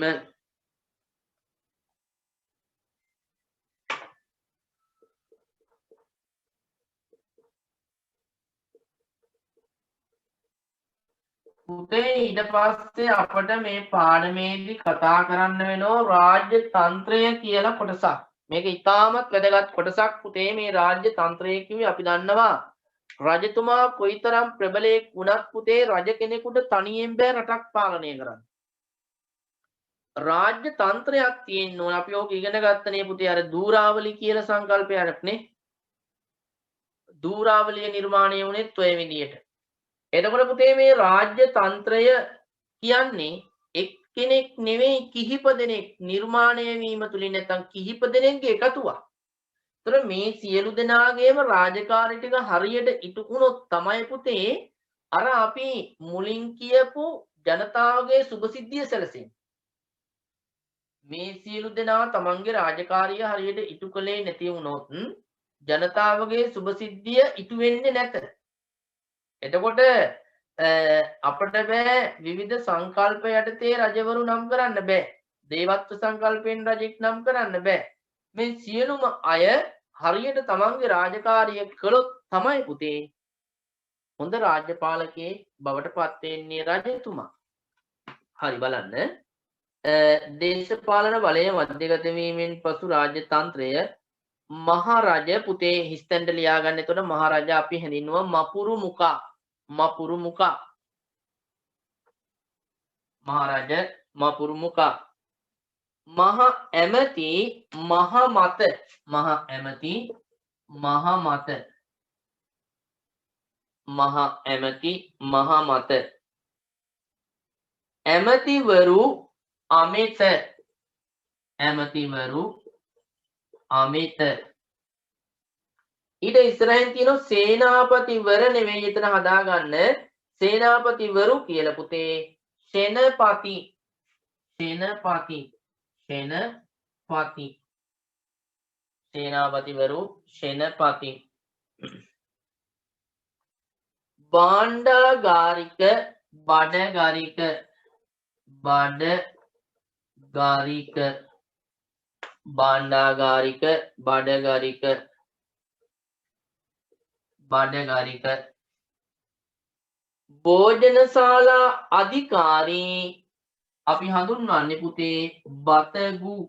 භෝජනශාලා අධිකාරී බතගු.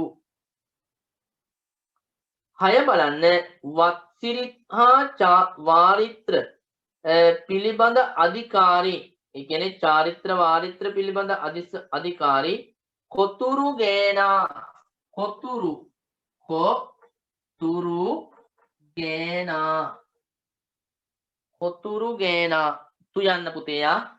කොතුරු ගේනා. වත්සිරිත් හා චාරිත්‍ර වාරිත්‍ර පිළිබඳ අධිපති කොතුරු ගේනා. ඊට පස්සේ පුතේ 7 බලන්න. පුතේ එතන මුද්‍රණ දෝෂයක් තියෙන බලන්න. නගර පරිපාලක කියලා එතන හදාගන්න. නගර පරිපාලක වෙන්න ඕන. නගර පරිපාලක නගර ගුතික. නගර ගුතික. නගර පරිපාලක නගර ගුතික කියලා අපි හඳුන්වනවා. 8 නාගරික වාස්තු විද්‍යාඥ පුතේ නගර වුඩික. නගර වුඩික. නාගරික වාස්තු විද්‍යාඥය නගර වුඩික කියලා තමයි හඳුන්වන්නේ. අස්ව අංශේ ප්‍රධානී අස අධික. අස අධික. ඇත් අංශේ ප්‍රධානී හති අධික. අධික කියන්නේ පුතේ අධ්‍යක්ෂකවරයා කියන එක. අධික කියන්නේ අධ්‍යක්ෂකවරයා කියන එක. නාට්‍ය අංශේ ප්‍රධානී නට අධික. නට අධික. කාසි අට්ටු ගැසීමේ අංශ ප්‍රධානී රූප අධික. රූප අධික. කාසි අට්ටු ගැසීමත් පුතේ ඉතා වැදගත් වෘත්තියක් ලෙස සලකලා තියෙනවා අතීතයේ. රූප අධික. 13 වෙළඳ කටයුතු භාර ප්‍රධානී පන අධික. ඉතා වැදගත් රාජකාරියක් පුතේ පන අධික. පන අධික. රාජ්‍ය ලේඛනාගාර ප්‍රධානී කන පෙඩික. කන පෙඩික. පන අධික. රාජ්‍ය ලේඛනාගාර ප්‍රධානී කන පෙඩික. කන පෙඩික. රයිට්. එතන වචන 14ක් කියන පුතේ ලියා ගන්න. මෙන්න මේ රාජ්‍ය තන්ත්‍රය හරියට ක්‍රියාත්මක වුණොත් තමයි පුතේ පැහැදිලි රාජ්‍ය පාලනයක් එතන තියෙන්නේ. ඒ නිසා ඔක අපට වැදගත් වෙනවා. right. අපි පුතේ ඊට පස්සේ යොමු වෙනවා සෑම වසරකම පුතේ මම කිව්වා බොහෝ දුරට රජ කෙනෙක් මේ දේශපාලනික ඉතිහාසය සම්බන්ධයෙන් මේ පාඩමෙන් රජ කෙනෙක් ඉන්න පුළුවන්. මහා විජයබාහු රජතුමා පිළිබඳව පළාත් ප්‍රශ්න පත්‍රවල පුතේ ඇවිල්ලා තිබුණා මේ රජවරු සම්බන්ධයෙන්. එතකොට පුතේ මොක ආවත් අපි ලියන්න පුරුදු වෙලා හිටියේම අපට ප්‍රශ්නයක් නැහැ. බලමු ලක්දිව පාලනය කළ ශ්‍රේෂ්ඨ රජවරු කීප දෙනෙක් දුටුගැමුණු රජතුමා. පුතේ කාල වේලාව දැන් මේක මට විස්තර කළා ඔයාලට පැහැදිලි කරලා දෙන්න පුළුවන්. එතකොට ටියුට් එක සම්පූර්ණ කරගන්න බැරි වෙනවා. නිසා මම ලියන ගමන්ම පුතේ විශේෂ කාරණයක් ආවොත් කතා කරන්නම්. දුටුගැමුණු රජු යටතේ පුතේ මම පොයින්ට් විදියට දෙන්නම් ඔයාලා ලියාගන්න නිසා පළවෙනි කාරණය පුතේ පළවෙනි කාරණයට ලියාගන්න දේශපාලන බලය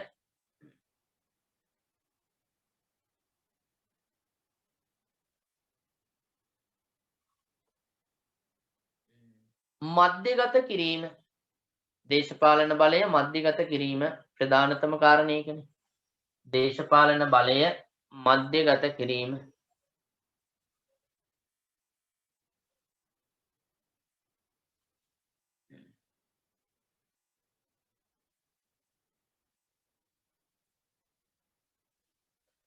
ඊට පස්සේ පුතේ අන්තර්ජාතික වරායක් වූ මාතොට වරාය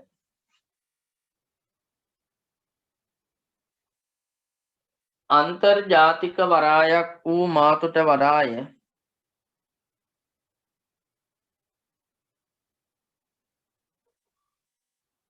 අල්ලා ගැනීම. අන්තර්ජාතික වරායක් වූ මාතොට වරාය අල්ලා ගැනීම.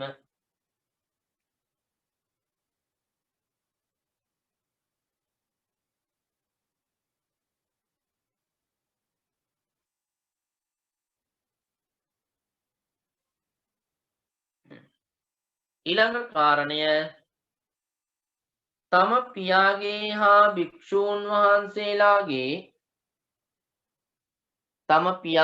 භික්ෂූන් වහන්සේලාගේ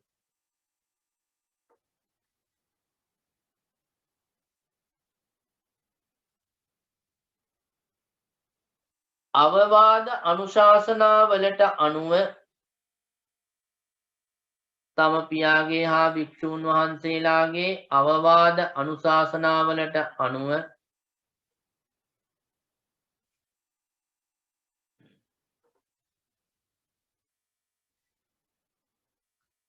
කටයුතු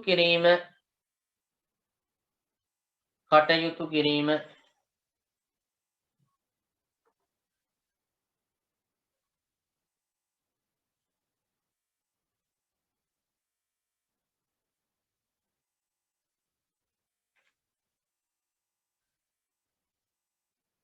ඊළඟ එක පළමු සංවිධානාත්මක සටන් ව්‍යාපාරයට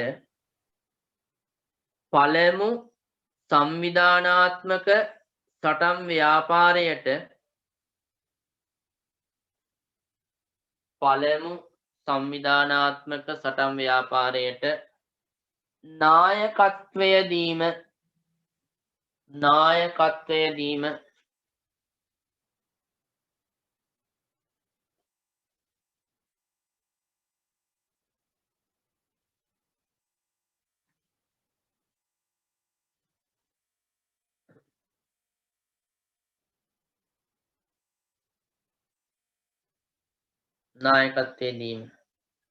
ඊළඟ එක පුතේ පොදු අරමුණක් වෙනුවෙන් කටයුතු කිරීම. පොදු අරමුණක් වෙනුවෙන් කටයුතු කිරීම.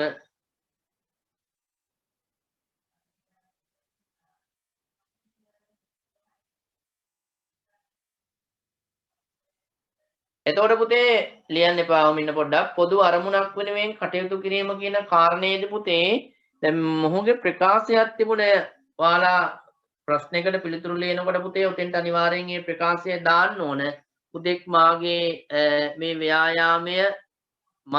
ව්‍යායාමය හුදෙක් රජසැප පිණිස නොවනේ බුද්ධ ශාසනයේ හා සම්බුද්ධ ශාසනයේ චිරස්ථිතිය සඳහාය පුතේ පරාර්ථකාමී අධිෂ්ඨානයක් ඉතා වැදගත් පාලකයෙක්නේ පොදු අරමුණක් වෙනුවෙන් මෙතුමා කටයුතු කළේ රට සහ බුද්ධාගම ආරක්ෂා කිරීම තමයි මෙයාගේ සංකල්පය. ඒ නිසා පාලකයෙක් තුල පුතේ ඔන්න ඔය කරුණු තමයි තියෙන්න ඕන. ආත්මාර්ථකාමී සංකල්ප නෙවෙයි පරාර්ථකාමී සංකල්පයි පාලකයෙක් තුල තිබිය යුත්තේ. හරි. එතකොට මේ වගේ අවස්ථාවන් වල පුතේ උදාහරණ දක්වමින් අපි පැහැදිලි විස්තර කරන්න ඕන. ඊට පස්සේ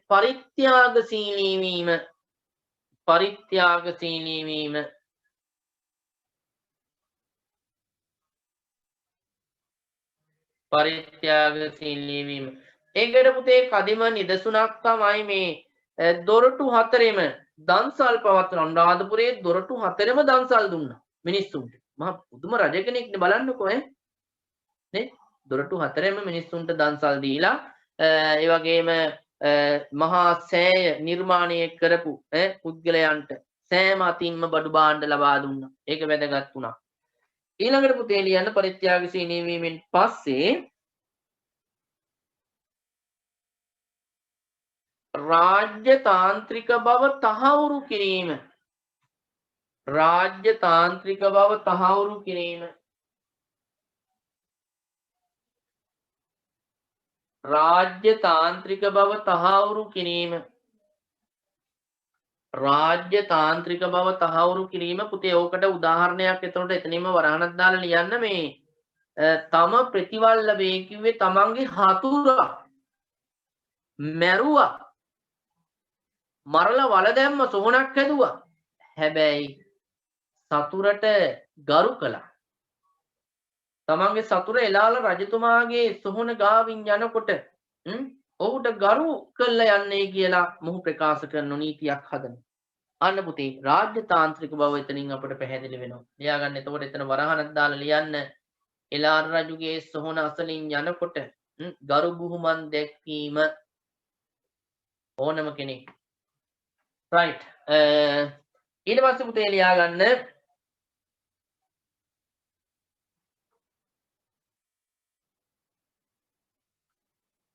ආගමික දියුණුවක් ඇති කිරීම ආගමික දියුණුවක් ඇති කිරීම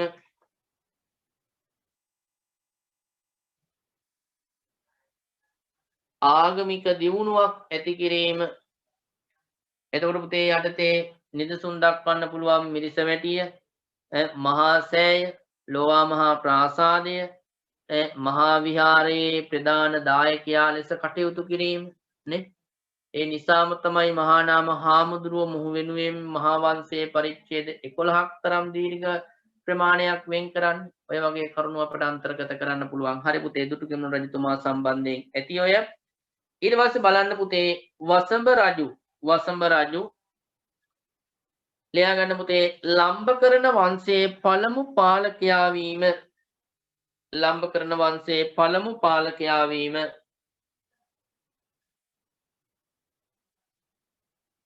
ලම්බකරණ වංශයේ පළමු පාලකයා වීම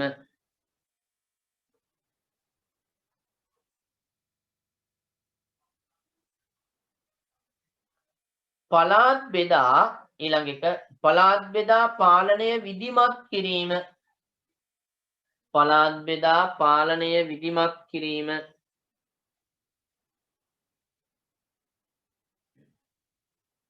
පළාත් බෙදා පාලනය විධිමත් කිරීම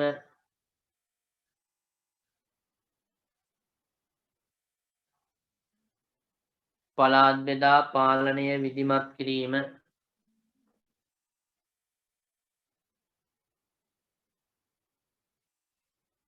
විධි ඊළඟ එක පුතේ විධිමත් ලෙස ජනතාවගෙන් බදු අය කර ගැනීම විධිමත් ලෙස ජනතාවගෙන් බදු අය කර ගැනීම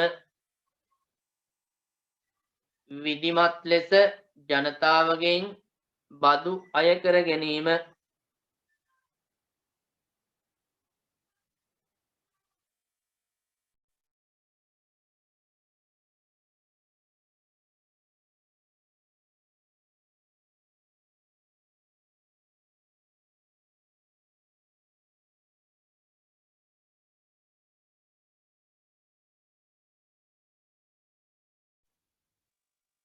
විධිමත් ලෙස ජනතාවගෙන් බදු අය කර ගැනීම ඊළඟ එක පුතේ මහවැව් ඉදිකිරීමේ ආරම්භකයා හා මහවැව් ඉදිකිරීමේ ආරම්භකයා වීම හා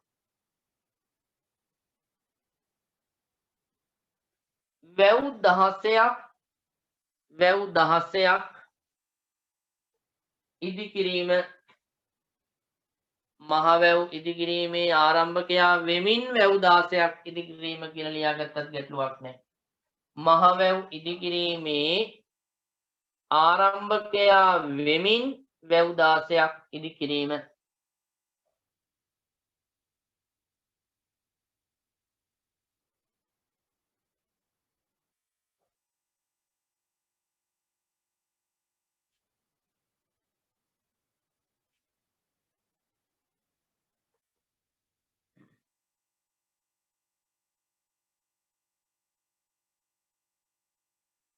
ඊට පස්සේ පුතේ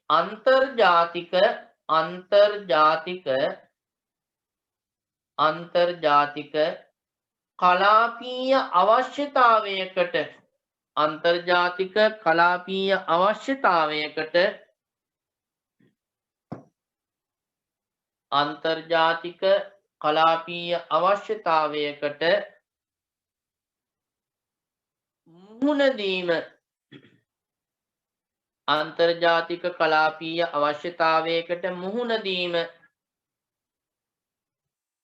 ඒ කිව්වේ පුතේ අපි දන්නවා ක්‍රිෂ්ණ නදී නිම්නය තුල ගංගා නිම්නය තුල පුතේ ආහාර හිඟයක් ඇති වෙච්ච අවස්ථාව ඉන්දියාවේ ආහාර ලබා දෙන්න කියන ඉල්ලීම කරනව වසම රජතුමාගෙන් රජතුමා බෑ කියන්නේ ඇඹරෙන්නේ පැකිලෙන්නේ පුතේ රජතුමා ඉල්ලීම බාර අරගෙන ශ්‍රී ලංකාවේ පුතේ මහවැව් ඉදිකිරීම සිදු කරලා කුෂිකාර්මික දියුණුවක් ඇති කරලා පුතේ ඉල්ලුමට සැපයුම්ම ලබා දෙනු ශ්‍රේෂ්ඨ පාලකයෙක්.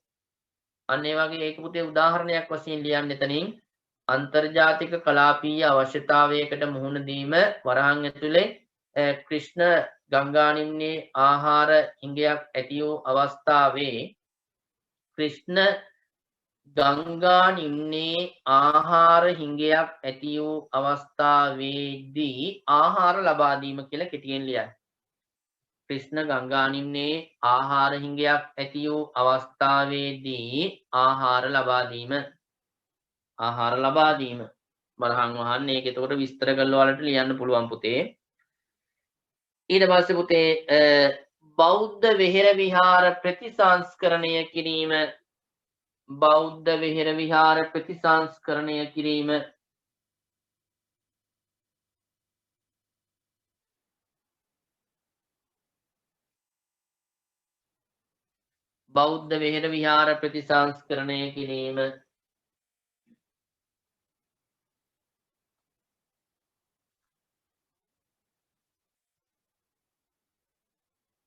භික්ෂූන්ට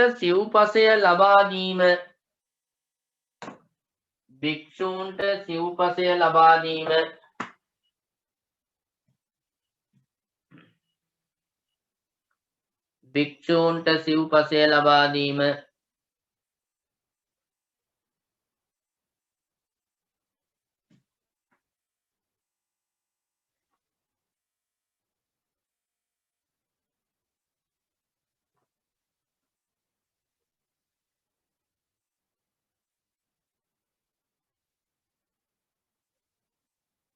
බුද්ධිමත් ලෙස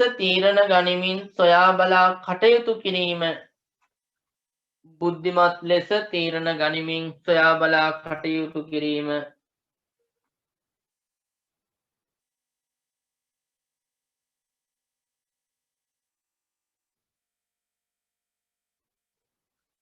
බුද්ධිමත්ව තීරණ ගනිමින් සොයා බලා කටයුතු කිරීම.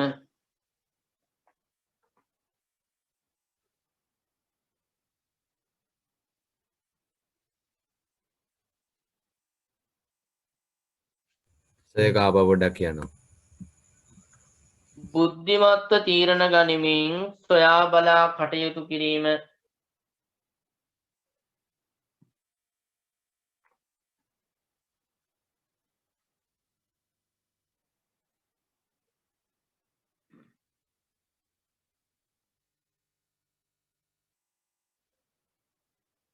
right අපි පුතේ අවධානය යොමු කරමු ඊළඟ පිටුවේ මහා විජයබාහු චරිතය පිළිබඳව පුතේ ශ්‍රේෂ්ඨ චරිතයක්. පොළොන්නරුවේ ආරම්භක පාලකයා ඉක්මනට පුතේ මං කෙටියෙන් කියන්නම්. මහා ලියන්න පුතේ මහාවංශය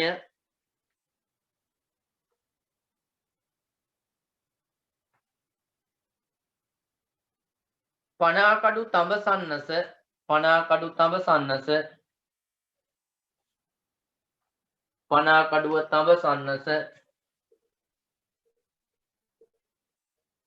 අඹගමුව සෙල්ලිපිය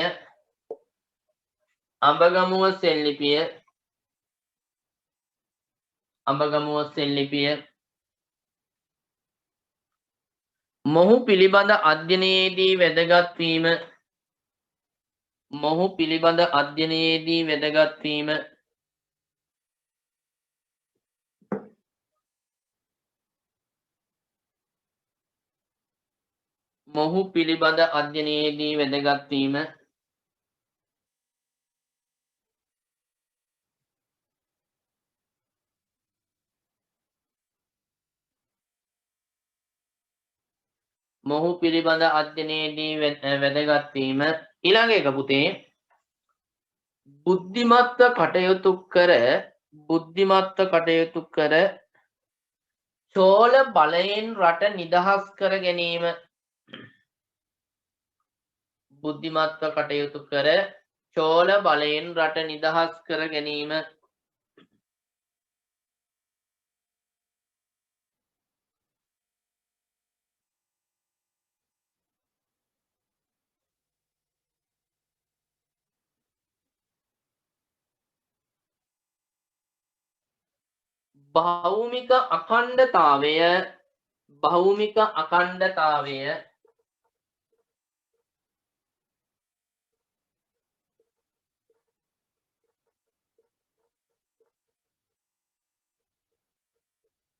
භෞමික අඛණ්ඩතාවය පුතේ වරහන් ඇතුලේ ලියා ගන්න භූමියේ නිදහස හා අඛණ්ඩතාවය. භෞමික අඛණ්ඩතාවය කියන්නේ පුතේ භූමියේ නිදහස හා අඛණ්ඩතාවය. වරහන් ඇතුලේ ලියන්න භූමියේ නිදහස හා අඛණ්ඩතාවය.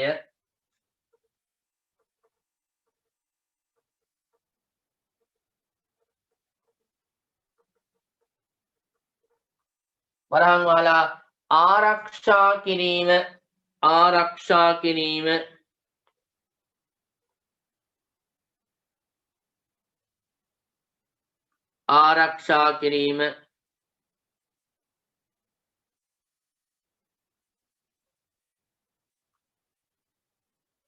ඊළඟ එක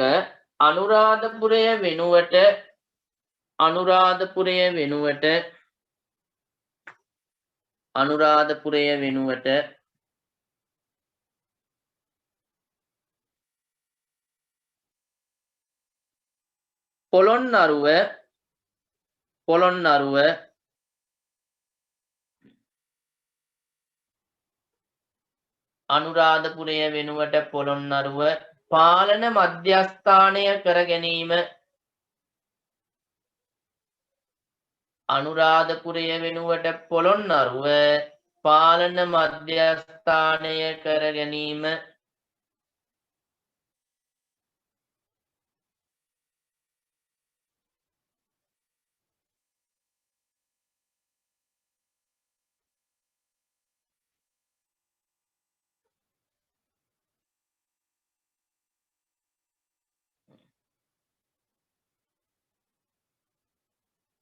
ඊළඟ එක පුතේ චෝලයන් විනාශ කළ ආගමික ස්ථාන හා චෝලයන් විනාශ කළ ආගමික ස්ථාන හා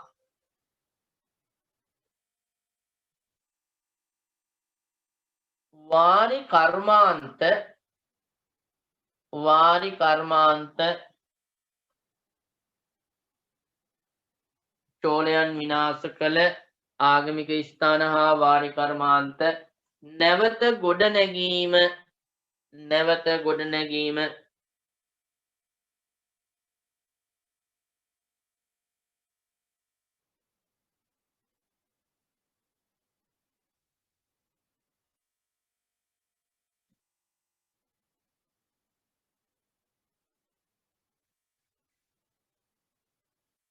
නැවත ගොඩනැගීම ඊළඟ එක රටේ ආර්ථිකය ශක්තිමත් කිරීම රටේ ආර්ථිකය ශක්තිමත් කිරීම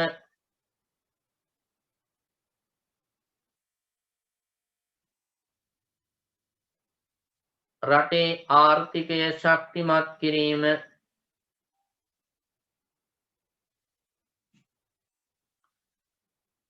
පොළොන්නරුවේ තෙමහල් දළදා මැදුරක් ඉදිකිරීම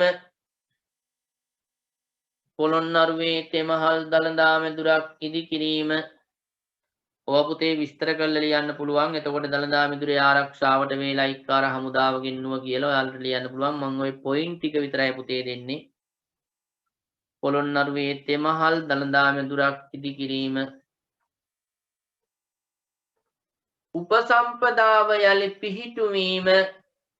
උපසම්පදාව යලි පිහිටුවීම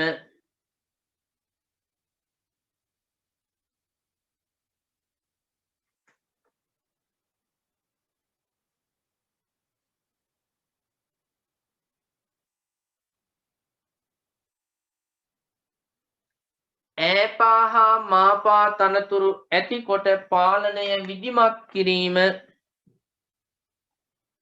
ඈපා හා මාපා තනතුරු ඇතිකොට පාලනය විධිමත් කිරීම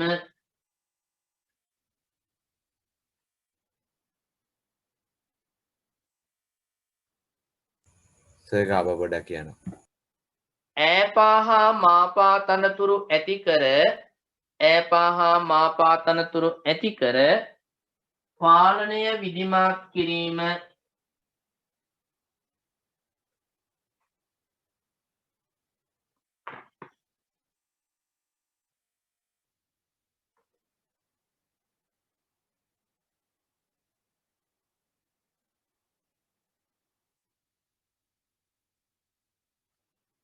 ඊළඟ එක පුතේ කාලිංග වංශික කුමාරිකාවක් වූ තිලෝක සුන්දරී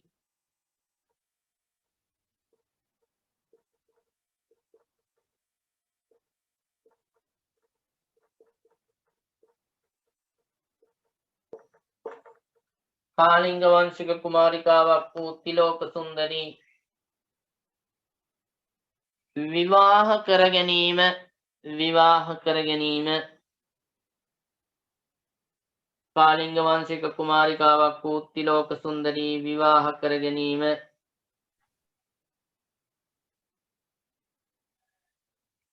ඒකටම ලියන්න පුතේ කාලිංග වංශික කුමාරිකාවක් වූ තිලෝක සුන්දරී විවාහ කර ගැනීම හා නැගෙනිය වූ මිත්තා කුමරිය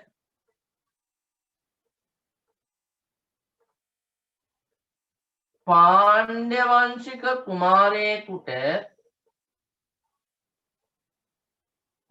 වංශික කුමාරයෙකුට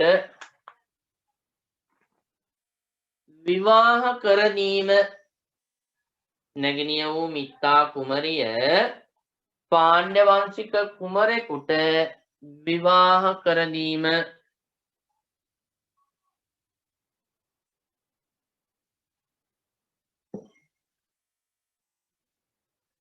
පාණ්ඩ්‍ය වංශික කුමරෙකුට විවාහ කරදීම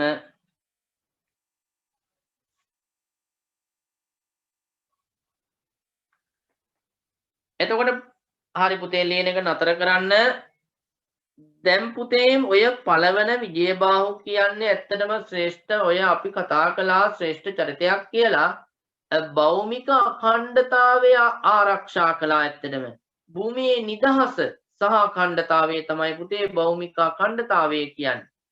එතකොට ඔය නිසාම තමයි පුතේ අපි දන්නවා පුරාවිද්‍යාඥයෙක් ඉන්නවා සෙනරත් පරණවිතාන මහත්තයා කියනවා පුතේ එක අවස්ථාවක මේ මහා විජයබාහු රජතුමා නොහිටින්නට අපට සිංහල ජාතියකුත් සිංහල රටකුත් නැත්නම් ශ්‍රී ලංකාවකුත් ඉතුරු වෙන්නේ නැත.